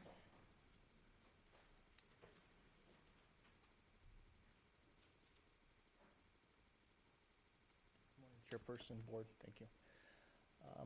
I would just like to mention a little bit of context. There's been a lot of discussion about traffic, and I'm by no means a traffic expert, but I believe as we're speaking, I think the City of Kingman is doing a ribbon cutting today for the Rancho Santa Fe Parkway, and that off-ramp is going to be completed and be a significant future traffic influencer in this area long before our Phase 1 has ever been built. Like, honestly, if I were to say, when could you realistically build the Phase 1, which may be 60 to 70 lots, for probably 3.5 years down the road from now? And I believe this Rancho Santa Fe Parkway interchange will, I'm not an expert, so I'm not going to sit here and preach that it's going to fix traffic, but it's going to dramatically change traffic in this area. So some of these roads, if this subdivision were built today, Seneca, Southern, yeah, there would be more traffic. But I think the dynamics are going to change in the coming years, and I believe that all of this traffic would head slightly north, get on I-40, and go where they get off at the appropriate exit. So I'd just like to mention that part. We're available here to answer questions. But we try to be reasonable when we come up with these ideas, right? We don't like to put in years' worth of effort to come to you guys and lose. So we do feel like we put up a good mix of lots. We've listened to what the residents have said. We've tried to act like this was our backyard. And so, thank you. Available to answer questions. Okay, thank you. Kathy Tackett Hicks.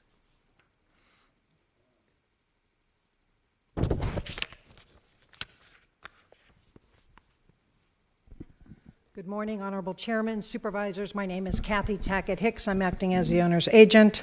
And I look at things much more technical, and I look at good land planning uses. I look at long-term planning goals of the county and the city. I think which makes this project a little bit different is that it does border the city on the north and the west side, but it is in the county.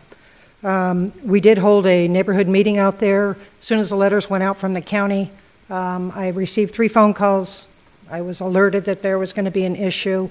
We did have the neighborhood meeting, and although someone else wasn't impressed, I thought it went well. There was about 40 people out there, expressed concern, and I want to clarify a few items here. First of all, and we did adjust our proposal based on that, so we have been reactive and responsive to some of this. I do public hearings all across the Southwest. I'm continually addressing the issue of people wanting to preserve view sheds. It's not a right. People have private property. They're allowed to try to do something with it.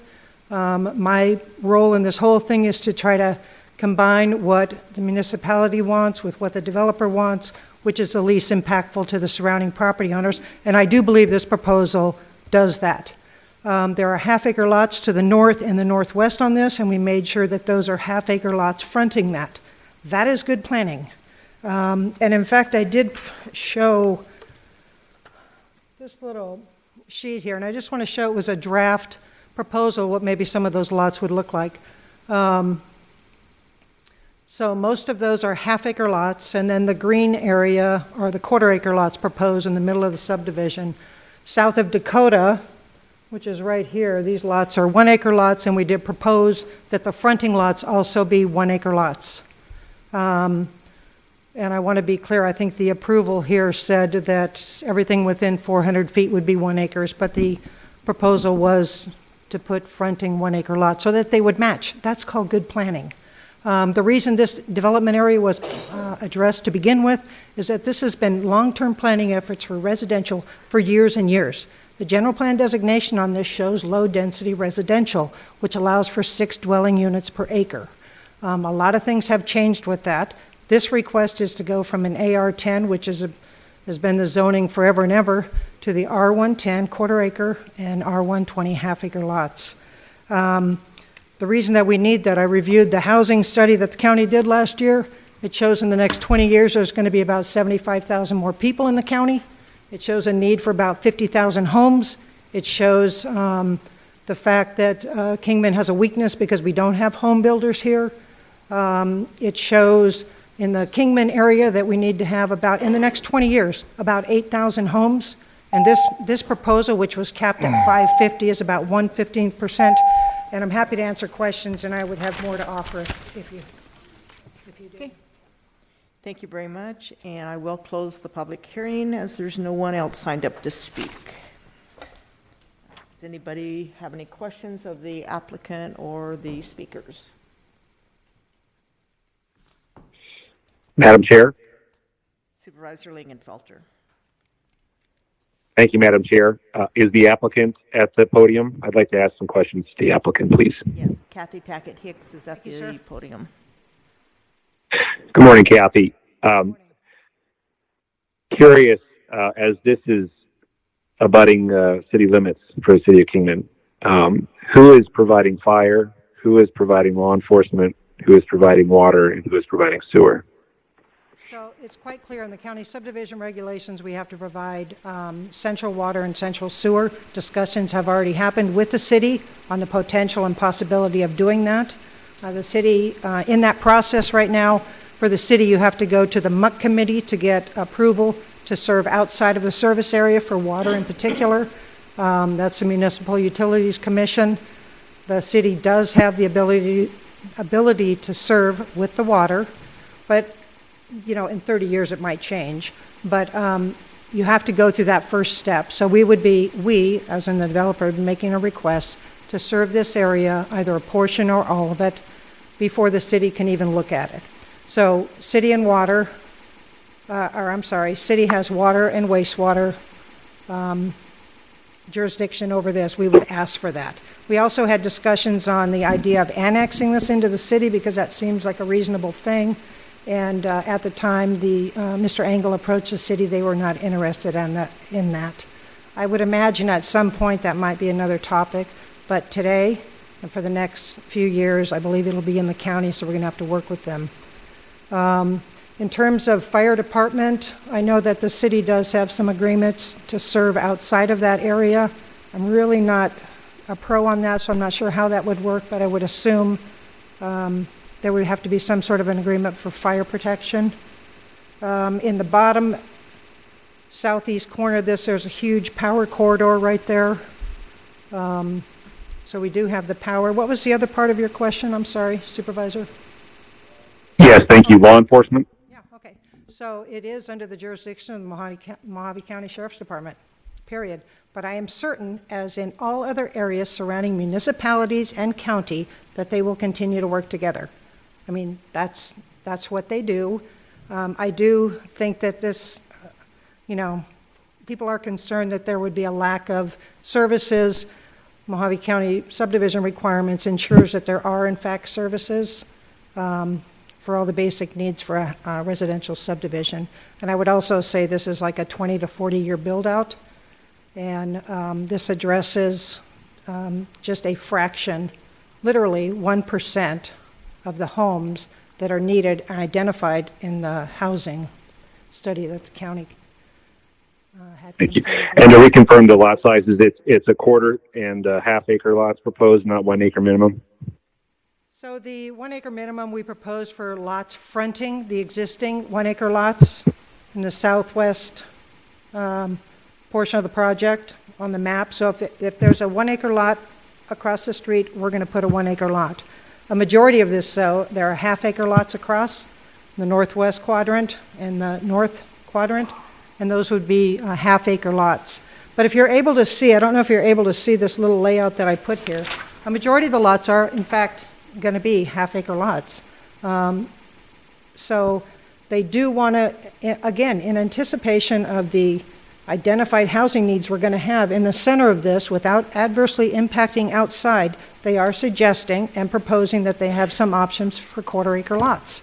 Again, none of this is going to be done unless the city agrees, the MUC committee agrees that they can serve it, and we get through the subdivision process. And a standard subdivision in Mojave County, we have to get like 20 approvals. So this is the first step.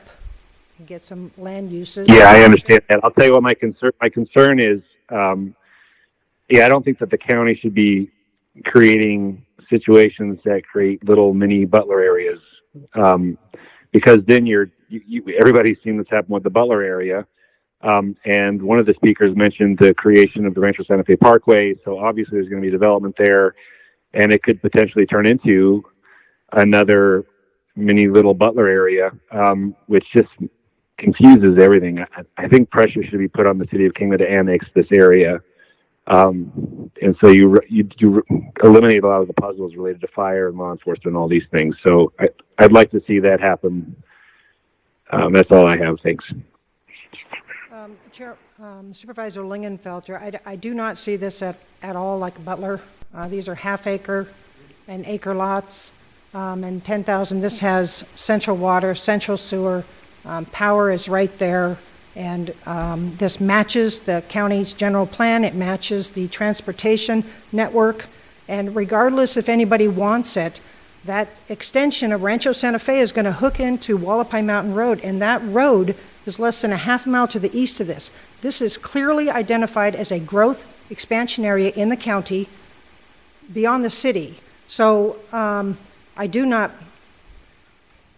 would disagree with you on that one. I don't see that at all as a little Butler. She does big. That's fair. I accept that. But I do still think that the city needs to annex this. Yeah, and we did consider that. Okay, thank you. Any other questions of Ms. Hicks? Okay, thank you. Thank you. I'll entertain a motion.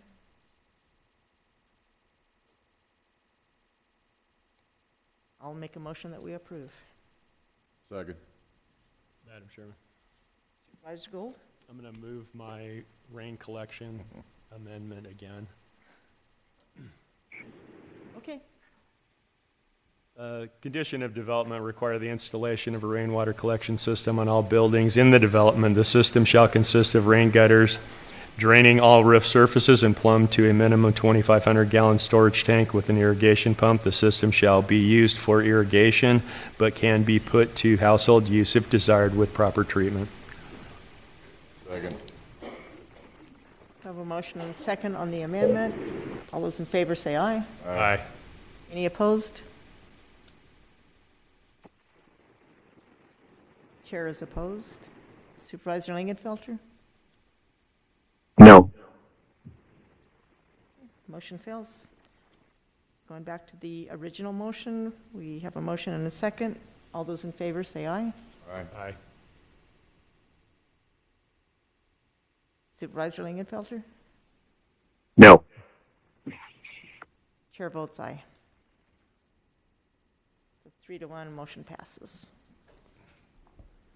Next item, 45, I'll open the public hearing for a discussion of possible action. Ray, approve the adoption of BOS Resolution 2024-237, a special use permit. This is for a 195-foot wireless telecommunications tower in the Valley Vista vicinity. I do have 3 people that have signed up to speak on this, and Allison Van Voris and Dirk Van Voris. followed by Steve Campbell.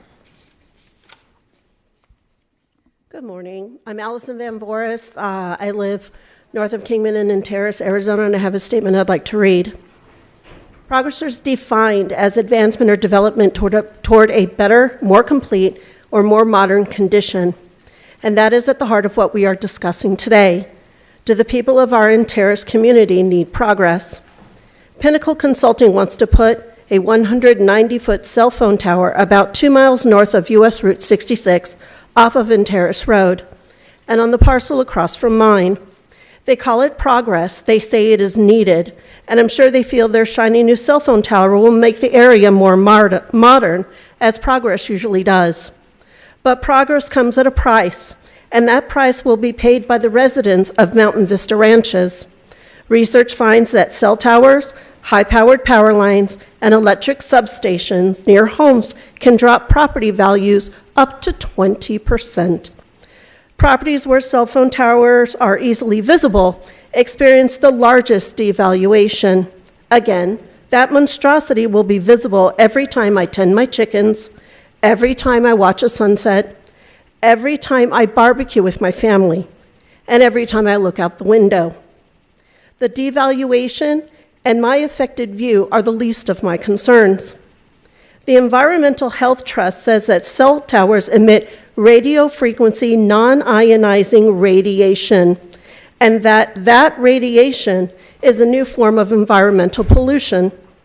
The effects of prolonged exposure to this radiation include increased cancer risk, headaches, sleep issues, genetic damage, changes to the reproductive system, memory deficits, and impacts to the nervous system. My family will be bombarded with this radiation 24 hours a day, 7 days a week, for the rest of our lives. I can turn off a cell phone. I can't turn off a tower.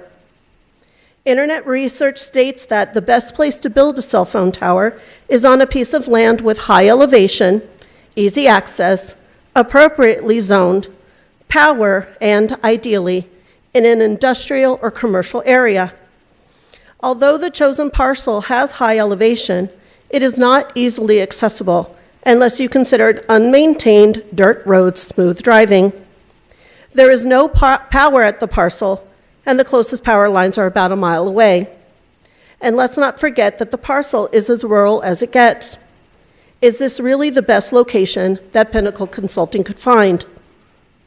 The author C.S. Lewis said, "We all want progress, but if you're on the wrong road, progress means doing an about turn and walking back to the right road. It's time for Mojave County to listen to its residents and make an about turn. That would be progress." Thank you. Thank you. Dirk Van Voris. Good morning. My name is Dirk Van Voris, 8586 East Huntington Avenue in Kingman. Madam, may I approach and give you what I would call Exhibit A, which I was not allowed to? You can give it to the clerk. Can I give it to the clerk?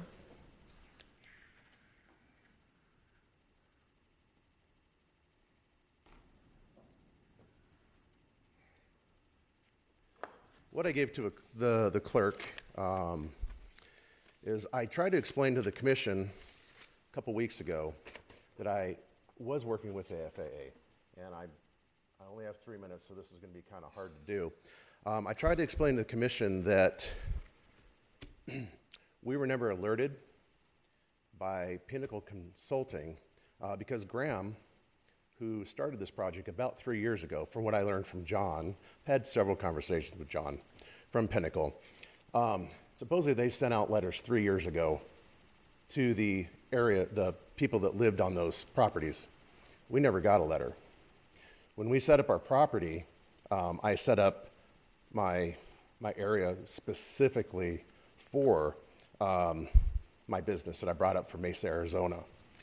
I've been working with the FAA since March on this project, and the commission was upset because I never did a special use permit.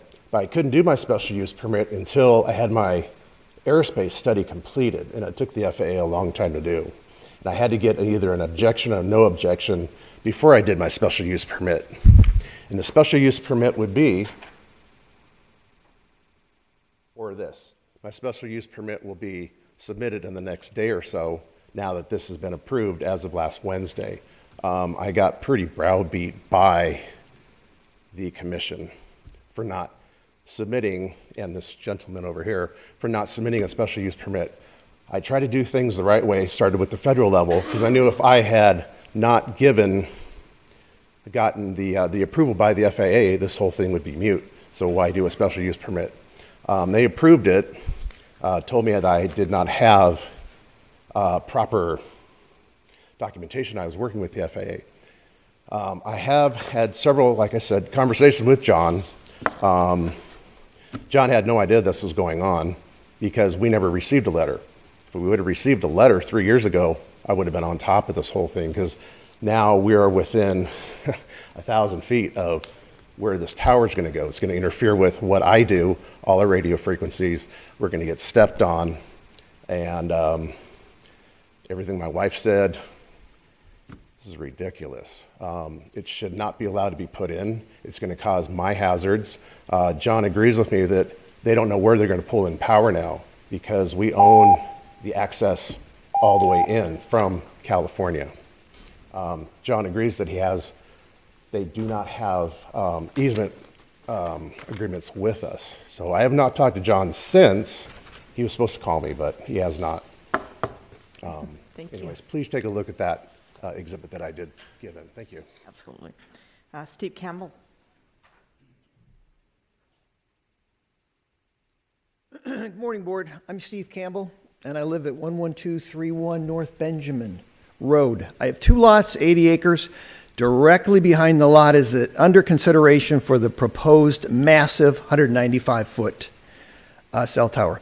Unfortunately, I wasn't able to be at the first meeting because I wasn't aware of it for the special use permit. I just found out 2 weeks ago as I drove by the road that I never go down, which was the only way that we're aware of it. So I'm here today to oppose this particular commercial use of the property.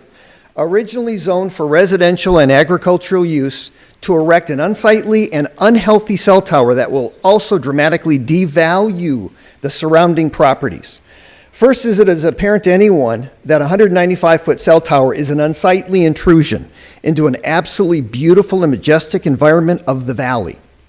The natural beauty of the land is the reason anyone invests in lots or homes in the area, and a cell tower does not blend in with the beauty of the landscape. In fact, this is why unsuccessful attempts are made to camouflage these cell towers as trees or something similar. Next, these ugly towers are also a threat to human health. Words like headaches, memory problems, dizziness, depression, sleep problems elevate to diagnosis of cancers of all kinds, increasingly 100-fold near these towers. You can easily find hundreds of scientific studies worldwide with hard data that follows populations exposed to these frequencies and their corresponding illnesses as a direct result. Is it worth the risk to the residents? Last night I just pulled up this on Environmental Health Trust, if you don't mind showing that. And this is basically a Verizon in a shareholder meeting suggesting that they're going to get a lot of wrongful death lawsuits about 5G. Can someone please show this? Can we show the display on the screen, please? Yeah. There you go. Okay. So this is so pertinent right here. They're telling their shareholders, but not their consumers. This is 5G. This is cell phones and cell towers. So what is the value of one harmed person or shortened life? The board needs to take this very seriously, as these injuries lead to lawsuits, especially when, on record, this possibility has been brought up in advance. Finally, my first 2 objections lead to the conclusion that this special permit will devalue the prices of the surrounding properties. And I have recently become aware of 2 of these properties that are currently up for sale.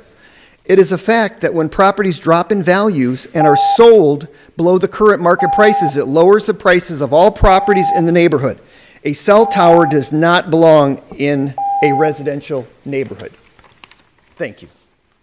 That showed 2 minutes. Was that 3?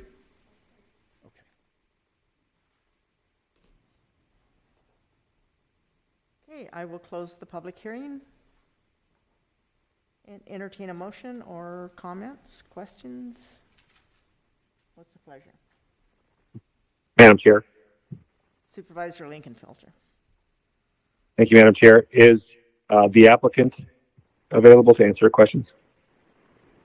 The applicant is here. If you'll come forward, please.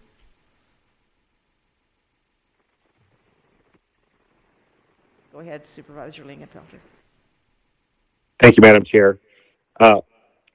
Just curious if any other site locations were reviewed for this cell tower, as this location obviously has come up with some opposition, and just wondering if you've looked at any other sites.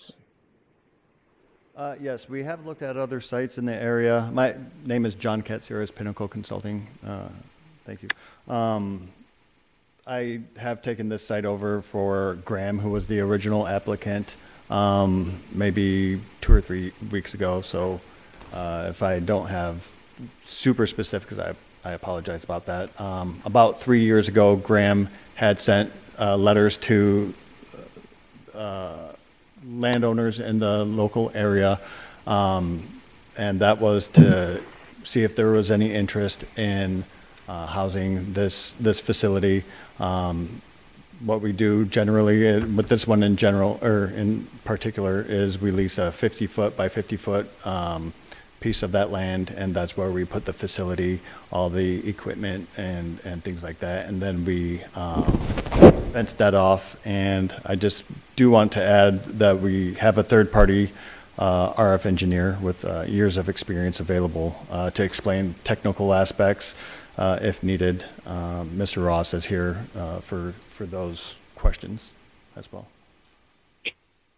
Thank you, sir. You said that letters were sent out 3 years ago on this, and during that time that you were part of a transition that took this project over. Is that accurate? 2 to 3 weeks ago, I was part of the transition that took this site over. This site started in, I believe it was 2021. The first thing we do is send out letters to local landowners that we feel could possibly house a facility like this. And we see what the interest is. We explain to them the deal, what everything would be.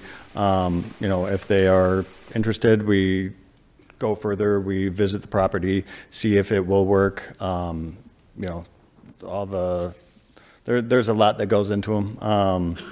And then we kind of whittle it down to one. We come to the Planning and Zoning Department, before the Planning and Zoning Commission, now Board of Supervisors, and that's kind of step one. Got it. So there's probably no room for looking at additional sites at this point. Is that what you're saying? Yeah, this is the one that we have approval from, the carrier to proceed, and we've done our due diligence. We're following the Mojave County Development Code. A lot of time and effort has been put, 3 years worth into this site, and we feel this is the best one to fulfill the needs of the community. It will be co-locatable, so other carriers will be able to come and put their equipment on this tower once it's built. There will be no need for additional towers to be built in the immediate vicinity. This is as good as we can get it. To serve the community. It's at this point it's vital to the infrastructure. This is how the technology. Understood. A lot of the things that we've heard this morning is dealing with aesthetics, Does your company have any plans, or are you willing to mask this new cell tower if it gets approved with something aesthetic? We've looked into that. The aesthetic, it's going to be a lattice tower. It'll look, I guess, somewhat similar to a power, what, power would look like in the area. There is, other stealthing opportunities available, usually trees. I don't see any trees near that size out there that this would blend in with. If you do things like that, like try to put up a 195-foot stealth tree, it'll stick out way more than anything like this ever would. Like I said, this is kind of similar to a power pole. When you drive to work every day, when you drive to the grocery store, you don't pick out every power pole and say, "Oh my God, this is so ugly." It's the same thing with these towers. A lot of you pass by hundreds of these a day, and it's part of the infrastructure within communities at this point. Thank you, sir. Thank you, Madam Chair. Thank you. Anyone else have questions? I'll close the public hearing. Thank you, sir. Thank you. And entertain a motion. Madam Chair, I make a motion to deny resolution 2024-237. Motion to deny. Madam Chair, this is a unanimous vote, so that kind of kills it, correct?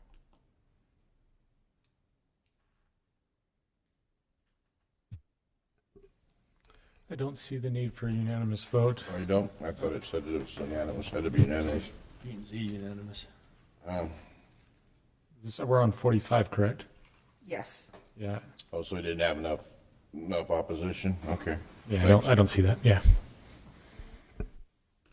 I'll second the motion. All those in favor, say aye. Aye. Any opposed? Aye. Motion passes. Go on to item 46. This will be a public hearing. I'll open the public hearing. This would be for discussion for the adoption of Board of Supervisors Resolution number 2024-238, a special use permit in the Hackberry vicinity for a 190-foot wireless telecommunications tower. We do have speakers signed up. We have a speaker, Sean Benable. He just wants to know that he is in favor, not necessarily wanting to speak. And then we have Jim Cavanis Sr., who's also in favor. Mr. Cavanis, if you'd like to speak, the podium is yours.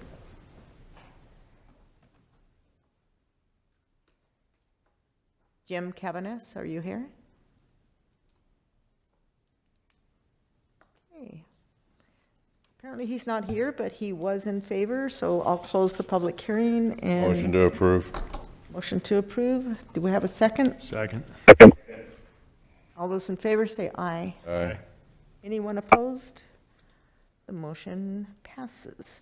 Item 47, I'll open the public hearing. This will be a discussion regarding the adoption of BOS Resolution 2024-239 to name a road alignment in the Peach Springs vicinity. So I do have people signed up to speak on this item. Mr. David Sanders, followed by Kathy Tackett Hicks. Also known as Cowboy Dave, right? That's right. All right. Okay, Madam Chairman, or Chairperson, members of the supervisors, I've got, hopefully you got the maps that are there. Isn't it funny? I can be in front of everybody, but when it comes to such authority. Mr. Sanders, if you just give us your city of location. Oh, I am so sorry. Mainly Meadview, that's where I work, and it's a lifestyle job, but also Phoenix. Thank you. The very first map that I put up there dates back to 19 17, 1919, somewhere in there. It goes to, I drew a little arrow that shows where New Water Springs is. That's the only place that road goes to. That road is historic. It's over 100 years old. Then, off to the right, bottom right, is the date of the map. The next map that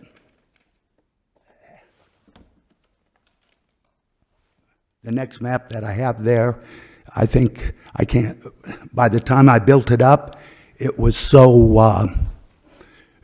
large of an area that it shrunk, but it clearly identifies New Water Springs and New Water Tank. Then the next map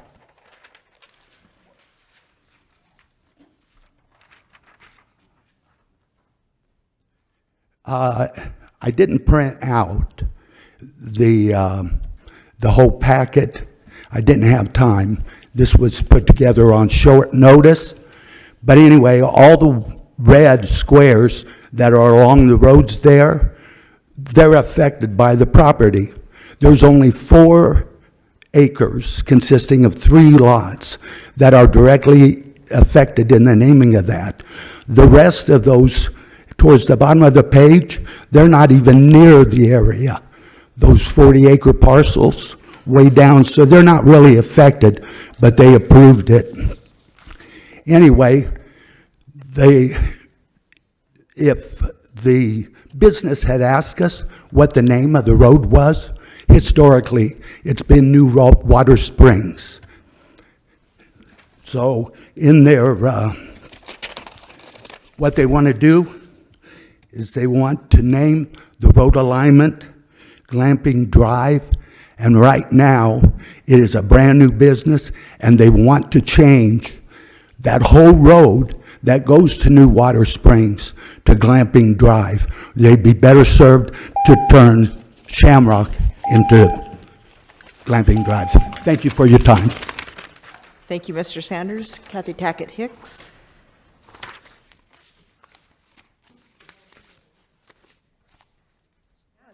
Good afternoon, Honorable Chairman, Supervisors. My name is Kathy Tackett Hicks. I'm acting as the owner's agent. I made the application for this, and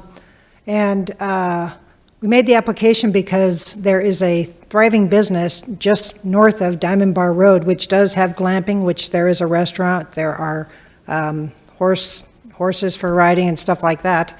And there is no street sign on this road on Diamond Bar. That's the entire problem. We looked at all the maps, the county maps, and I'm not disputing what Dave is talking about, but the county maps and everything show this as unknown. It's been unknown for over 50 years that I know of, over 100, what Dave's referencing. So we just want to name the road so that there can be a street sign on Diamond Bar so that people know where to turn off, because at night and it's dark and people do not know where to turn off, there's no ability to do that. My initial request was only to rename the first short segment of this into the project. After a county review, and I do believe they spoke with BLM about it as well, they said, oh no, this road goes all the way up, which I thought was crazy. But again, the entire goal is just to have a street sign right there. So Glamping Drive, we did get several people came back and said they were fine with it. 2 people were not fine with it. One individual referenced they owned about 30 lots, of which, I mean, we checked, I don't think any of them front the road. So I mean, I did not think there'd be any discussion about this. The road is called unknown right now on every map. So we just want to name it. At the P&Z Commission, I said I would speak with the owner and maybe we could call it Glamping Trail Drive, because someone had suggested that. But then it was determined right then that we'd have to go through the whole process again and go through the whole thing, so I said, forget it. Glamping Drive is what we would like to have to name the road, and if we want to change it at a different date, we're coming into winter. It's darker earlier. People that want to spend the night are having big problems. They don't have good cell service there either, so it's just a problem that we want to address, and I hope you can support it. Thank you, Kathy. Yeah. Any questions? I'll close the public hearing. Any questions of Kathy or the applicant? Kathy, I have a question. It seems to me that this would simplify matters if we just called it officially the New Water Road instead of glamping. Would you be opposed to that? Since that's kind of what it's known unofficially as. Well, no, what it's known as is unknown. Right. So I understand Dave had a map here from 110 years ago saying that someone called it that, but BLM and the county refer to it as unknown. So my question was, Right. would you be opposed to, instead of glamping drive or glamping trail, that we name it New Water Road?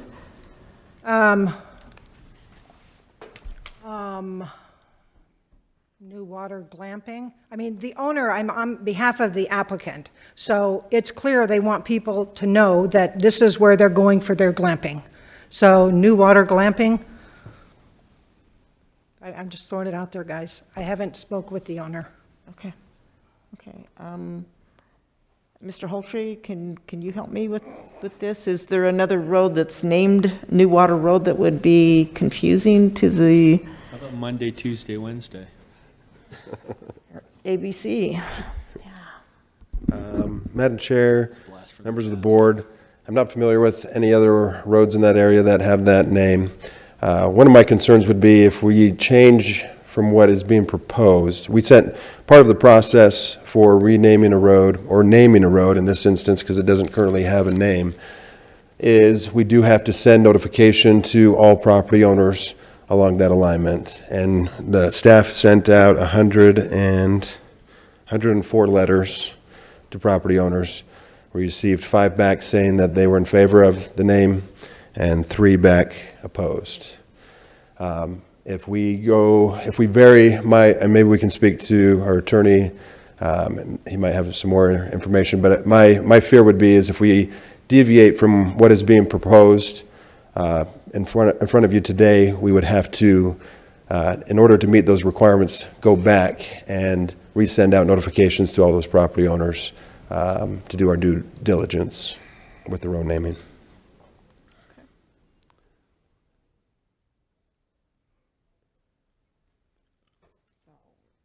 So this is down to the cost of postage then, and the time? Madam Chair, I wouldn't say that that's that big of a deal. What I'm saying is if we try to change the name right now in this meeting and approve it, I don't think we have that ability. We have to, if this doesn't get approved and we want to try for the different name of the water name, we would have to start from square one. We can't just say approve a different name, is what I'm saying. Understand. Thank you. This is in my district, and honestly, I think I would prefer to see the name officially made the New Water Road rather than Glamping Road. So I'm going to make a motion that we deny. Second. I have a motion and a second. All those in favor say aye. Aye. Any opposed? No. No. Motion fails, 2-2. Is there another motion?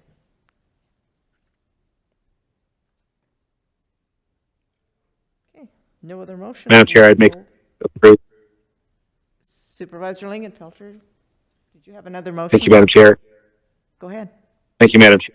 I'd make a motion to approve resolution number 2024-239. Okay, we have a motion. Do we have a second? Second. Motion and second. All those in favor say aye. Aye. Aye.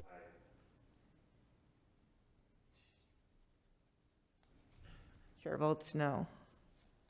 No. Well, that one failed. Anybody else? Pretty much the only 2 options, aren't they? Yeah. Yep. Looks like we need to maybe bring it back next year, Kathy. Okay, we'll go on to the next item, 48. I'll open the public hearing. This is a discussion, possible action to approve the adoption of new and modified fees for the Mojave County Parks and the Fairgrounds.